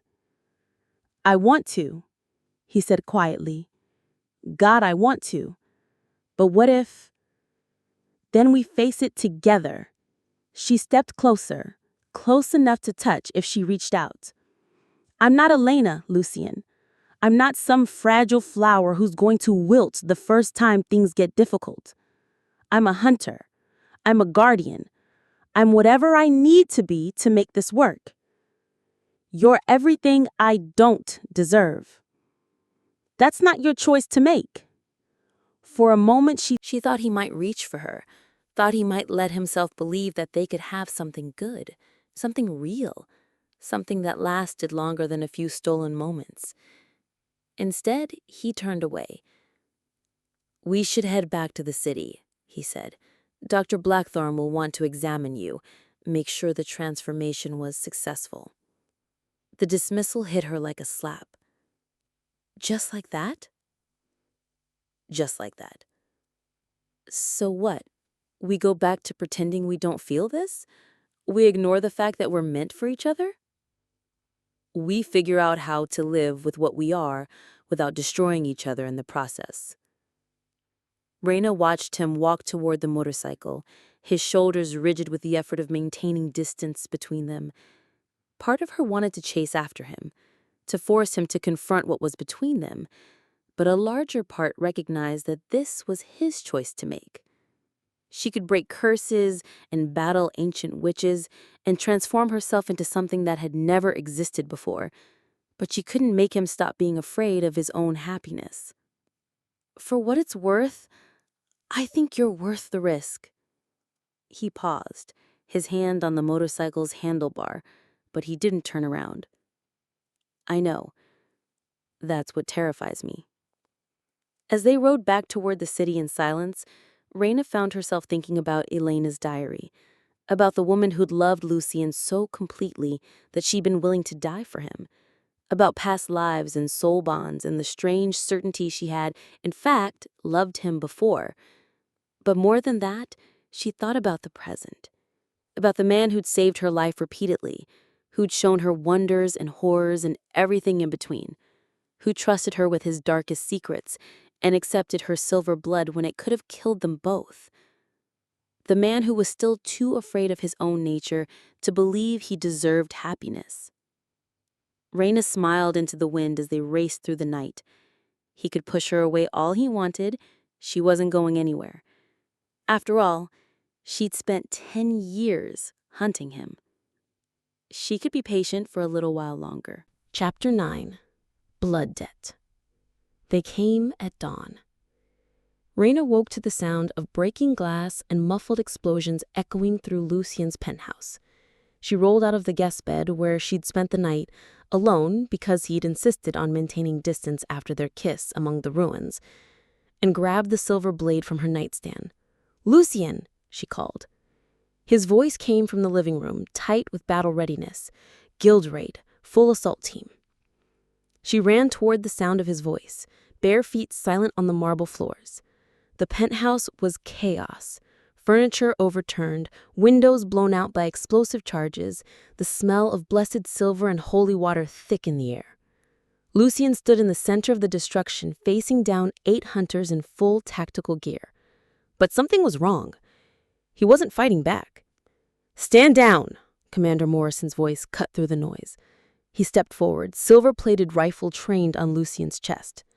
"By order of the Guild, you're under arrest for conspiracy, treason, and corruption of a Guild operative." "I have done nothing wrong," Lucien said calmly. "You kidnapped Agent Vale. You turned her against her own kind. You corrupted her with vampire magic." Morrison's finger tightened on the trigger. "That's enough for an execution order." "I saved her life. You destroyed it."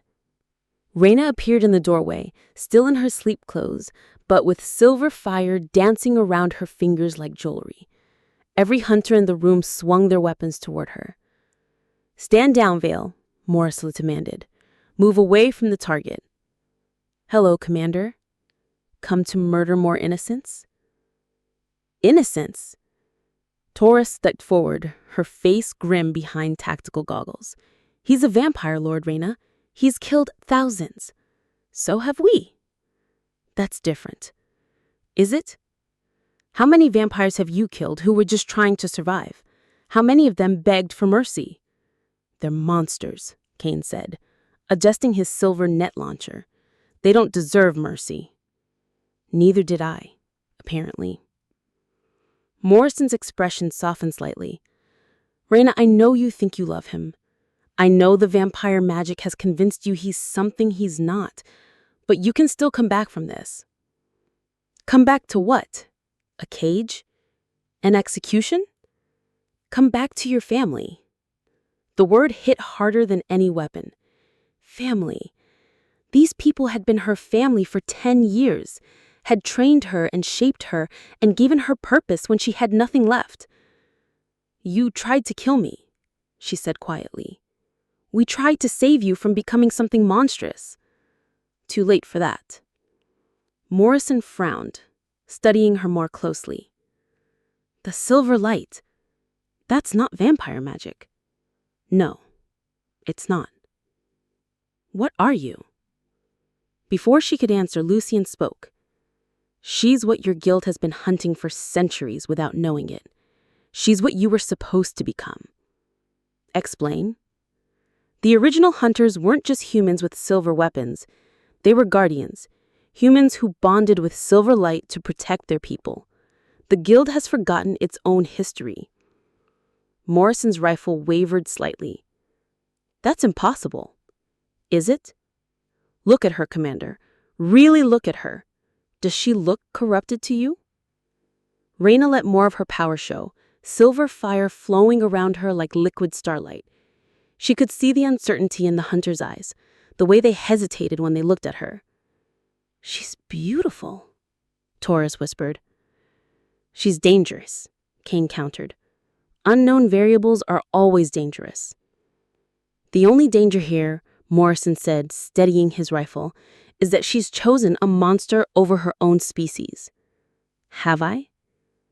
Or have I chosen love over fear? Same thing. No, it's really not. She could feel Lucien's tension beside her, could sense him preparing to fight despite the odds. 8 against 2, in an enclosed space with blessed weapons and holy ammunition. Even with her new powers, the math wasn't good. Last chance, Vale, Morrison said. Step away from the vampire and we'll discuss this back at headquarters. What will you discuss? How to execute me properly this time? How to help you. I don't need help. You need deprogramming. Vampire mind control is subtle, but it's not permanent. We can fix this. Reina laughed, but there was no humor in it. Fix this. Fix what? Fix the fact that I finally found someone who sees me more than a weapon? Fix the fact that I'm not alone anymore? You were never alone. You had us. I had a job. I had orders. I had a purpose that involved killing anything that wasn't human. But I never had a choice. Choices are luxuries we can't afford in this war. What war, Morrison? The war against monsters? Or the war against anything different? Before he could answer, Agent Kane fired his net launcher. The silver mesh flew toward Reina, charged with enough holy energy to bind a demon. She raised her hand instinctively, and silver fire poured from her palm. The net disintegrated before it could touch her, dissolving into harmless sparks. Impossible, Kane breathed. Nothing's impossible, Reina said. You just have to be willing to evolve. Morrison's rifle swung toward Lucien. You're still a vampire, still a killer. Yes, Lucien said simply, but I'm not your enemy anymore. Prove it. How? Let us take you in. Submit to guild authority. Help us understand what you've done to Agent Vale. I haven't done anything to her. Then explain the silver fire. Explain why she's defending him. Explain why one of our best hunters has gone rogue. Lucien glanced at Reina, and she saw something pass across his features. A decision being made. I'll go with you, he said, voluntarily, if you let her walk away. No, Reina's voice cut through the air like a blade. We don't negotiate with terrorists. We're not terrorists, Taurus protested. We're peacekeepers. You broke into our home. You threatened the man I love. You are here to execute us both.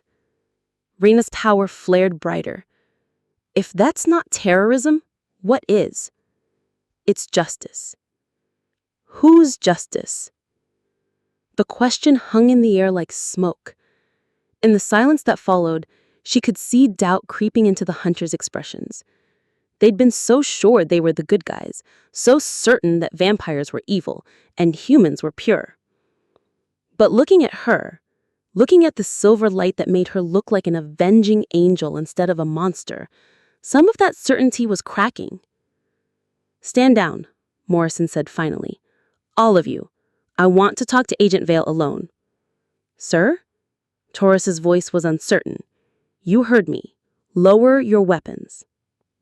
Reluctantly, the hunters complied, but she could see their fingers still on triggers, ready to fire at the first sign of aggression. Morrison stepped forward, removing his tactical helmet to reveal hair gone completely gray since the last time she'd seen him. Reina, talk to me. Help me understand what's happening here. I fell in love with a vampire. With a man who happened to be a vampire. There's a difference. Is there? What happens when he gets hungry? What happens when the bloodlust takes over? It won't. How can you be sure? Because the curse that made him a monster is broken, because he's free to choose who he wants to be. And you trust him to make the right choice? I trust him to make his own choice. That's not the same thing. It's better. Before Morrison could respond, Kane's scanner started beeping frantically. He looked down at the device, his face going pale. "Commander," he said urgently, "we have a problem." "What kind of problem?" "There are more of them. Vampires. Dozens of them. They're surrounding the building."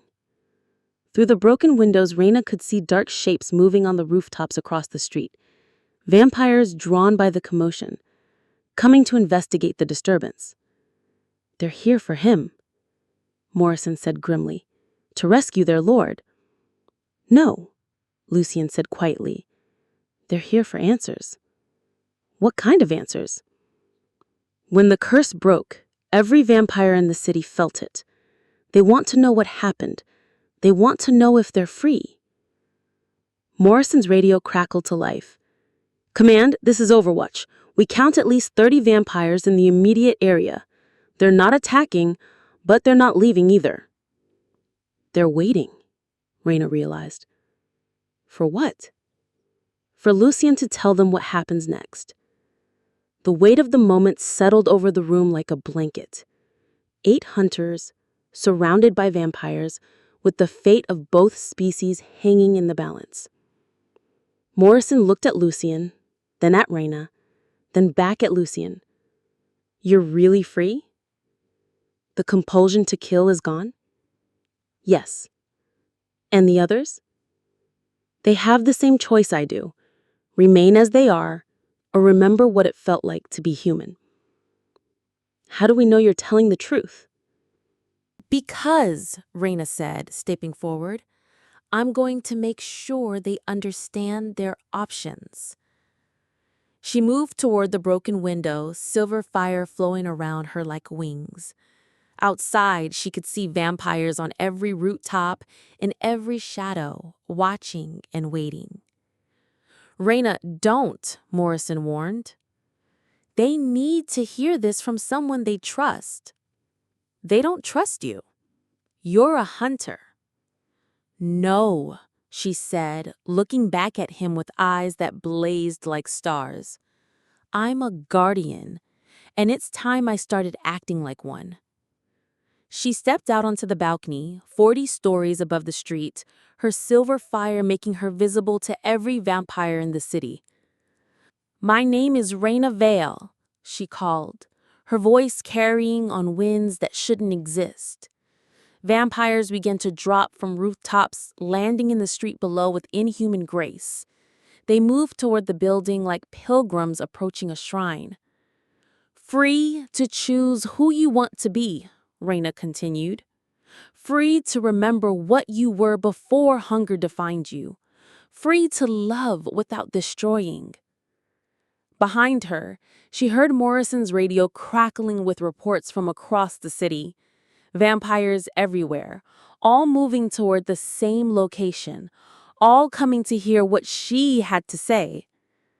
"The curse is broken. You don't have to be monsters anymore." And in that moment, standing on a balcony 40 stories above the city, surrounded by friends and enemies and the man she loved, Reina finally understood what she was meant to be. Not a hunter, not a weapon, a bridge. Between light and darkness, between human and monster, between fear and hope. She was the thing that would change everything. And she was just getting started. Chapter 10. The Unforgivable Choice. 3 days later, Lucien started dying. It began with headaches, sharp, stabbing pains that made him flinch in the middle of conversations. Then came the fever, burning through his immortal body like wildfire. By the second day, he was barely conscious. By the third, he was bleeding from his eyes. "I don't understand," Dr. Blackthorne said, checking his vital signs for the 100th time. "The curse is broken. This shouldn't be happening." Rita paced the medical bay beneath the city, her silver fire casting dancing shadows on the stone walls. Around them, dozens of vampires who'd chosen to remain as they were waited for news about their former lord. The ones who'd chosen to become human again had already left, walking into the sunrise as mortals for the first time in centuries. Maybe breaking the curse damaged something. Maybe there were side effects we didn't consider. No, Dr. Blackthorne's expression was grim. This isn't a side effect. This is something else entirely. Lucien stirred on the medical table, his eyes opening with tremendous effort. When he spoke, blood frothed at the corners of his mouth. "Reina." She was at his side instantly, taking his hand. His skin was burning hot, but she could feel his strength failing. "I'm here." "Something's wrong. I can feel it. Something we missed." "What do you mean?" Before he could answer, the air in the medical bay began to shimmer. The temperature dropped 20 degrees in seconds, and frost formed on the metal instruments despite the underground location. Morgana materialized in the center of the room. But this Morgana wasn't the angry spirit they'd faced before. This Morgana looked solid, real, more alive than she had any right to be. And she was smiling. "Hello, dear children. Having trouble?"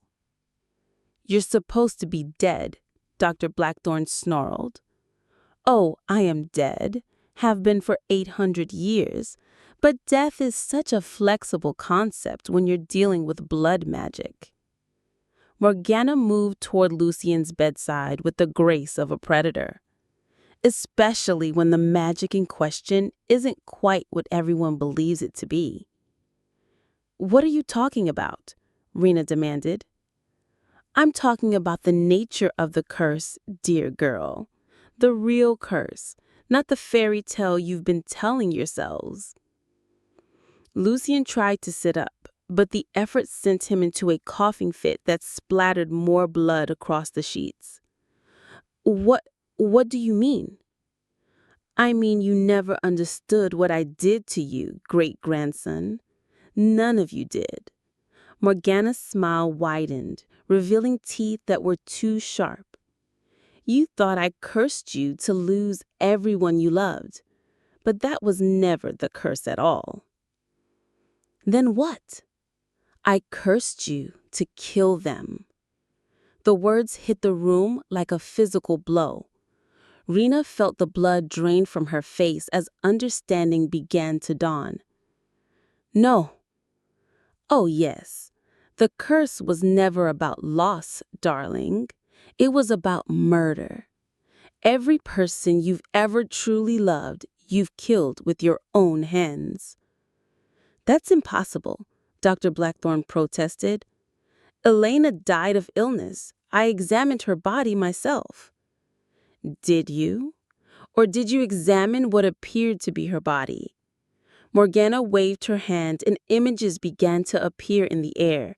Scenes from the past that shimmered like heat mirages. "Let me show you what really happened." The first image showed Elena in her bedroom, weak and feverish, with Lucien holding her hand. But as they watched, the scene changed. Elena's illness vanished, replaced by terror as Lucien's grip tightened on her throat. "Stop," Lucien gasped. The curse took control in her final moments, made you forget what you'd done, made you remember only love and loss. But the truth is that you strangled the woman you loved with your bare hands. More images appeared, other women across the centuries, all dying by Lucien's hand while the curse made him forget. All remembered only as tragic losses instead of brutal murders. Every single one. Morgana's voice was thick with satisfaction. You've killed them all, and you never even knew it. Reina's hands were shaking. Why are you telling us this now? Because the curse isn't broken, dear child. It's evolving. Gesture to Lucien, who was getting weaker by the minute. Breaking the compulsion to feed, freeing the other vampires, that was just the first stage. Now comes the real test. What test? The curse is giving him a choice. He can die here, now, and end the cycle of murder, or, Morgana's eyes glittered with malice, or he can complete the bond with you. Drink deeply of your guardian blood. Bind your souls together forever. And if he does, then the curse transfers to you. You become the weapon it uses to kill him, just like he was the weapon it used to kill all the others. The room fell silent except for Lucien's labored breathing. Reina stared at Morgana, processing the horror of what she was being told. You're lying, she said finally. Am I? Look at him, dear Durrell. Really look at him. The fever, the bleeding, the way his body is shutting down. That's not random illness. That's the curse preparing for its final act. Reina looked down at Lucien and her heart broke. He was dying. Whether from the curse or from the shock of learning what he really was, he was fading fast. There has to be another way. There is. Let him die. Break the cycle. Save yourself. No. Think about what you're choosing, child. Think about what it means to bind yourself to a man who's murdered every woman he's ever loved. He didn't know. You made him forget. Does that make them any less dead? Reina closed her eyes, feeling the weight of 800 years of tragedy pressing down on her shoulders. Elena and all the others, killed by the man they loved while under the influence of a curse they never understood. Reina, Lucien's voice was barely a whisper. Don't. Let me die. End this. She opened her eyes to find him watching her with those storm-gray eyes that had haunted her dreams. There was pain there, but also relief. The relief of finally understanding why everyone he cared about always died. It's not your fault, she said softly. It doesn't matter. I still did it. I still killed them. The curse killed them. You were just the weapon it used. And now it wants to use you to kill me. Maybe. She leaned down to kiss his forehead, tasting salt and fever and desperation. Or maybe it's finally met something it can't control. Reina, no. I love you, she said simply. Not because you're perfect, not because you're innocent. I love you because you're you, monster and man, darkness and light, all the contradictions that make you real. I'll kill you. You might try. I will kill you. The curse will make sure of it. Reina smiled and silver fire began to dance around her fingers. Then I guess we'll find out which is stronger. 800 years of blood magic, or guardian who's had enough of other people making choices for herself. Before Morgana could stop her, before Lucien could protest, Reina pressed her wrist to his lips. "Drink," she commanded. He tried to turn away, but she held him firm. "I offer you my blood freely. I offer you my soul willingly. I offer you my love completely, with full knowledge of what it might cost." Silver blood flowed between them, and immediately Lucien's strength began to return. Color flooded back into his pale cheeks, and his breathing steadied. But something else was happening too. The silver fire that had always been gentle around Reina suddenly flared violent and wild. Power poured through the bond between them, not just her guardian light, but something darker, hungrier, something that felt like the curse itself. "Yes," Morgana laughed as the silver fire turned crimson at the edges. "Feel it, dear girl. Feel the hunger waking up inside you. Feel what it's like to want to hurt the thing you love most." Reina gasped as foreign desires flooded her mind. The urge to wrap her hands around Lucien's throat, the need to watch the light fade from his eyes, the terrible, overwhelming compulsion to kill. "Fight it," Lucien whispered, now strong enough to sit up. "Reina, fight it." But the curse was stronger than she'd expected. It wrapped around her consciousness like chains, trying to turn her love into a weapon. I can't," she gasped. "You can. You're stronger than this." "I want to hurt you. God, I want to hurt you so badly." "Then hurt me. But do it as yourself, not as the curse's puppet." The words cut through the compulsion like a knife. Reina looked at Lucien, really looked at him, seeing past the curse's influence to the man beneath. "I choose," she said through gritted teeth. "What? I choose what I become. I choose what I feel. I choose who I love and how I love them." Silver fire blazed around her, but now it was her fire, controlled and directed by her will. "And I choose you." The curse fought back, trying to overwhelm her with visions of violence and death. But Reina held firm, anchoring herself to the truth of what she felt for him. Not the twisted love the curse wanted to create, not the destructive obsession that had claimed Elena and all the others. Pure love, chosen love, love that existed in spite of everything that should make it impossible. "I love you," she said again, and this time the words carried the full force of her guardian power. "Not because I have to, not because magic compels me. I love you because I choose to." The curse shattered, not gradually, not piece by piece, but all at once. 800 years of blood magic unraveling in an instant as Reina's freely chosen love proved stronger than Morgana's carefully crafted hatred. Morgana screamed as her form began to dissolve. "This is impossible!" "Nothing's impossible," Reina said, echoing Lucien's words from days before. "Some things are just improbable." "You've doomed yourself. The curse will find another way. It always finds another way." "Then we'll break it again." "You can't love him. He's a monster." "So am I." Reina's smile was sharp as broken glass. "We're perfect for each other."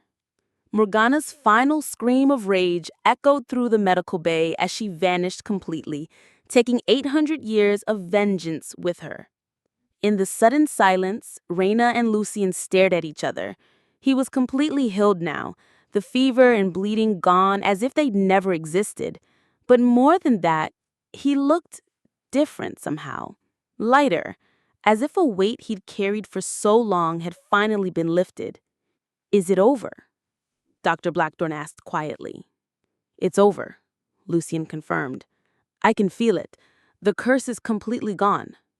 And the bond between you two." Reina tested the connection she could feel humming between them. It was still there, but it felt different now. Chosen instead of compelled. Strengthened by trial instead of twisted by magic. "Still there," she said. "But it's ours now."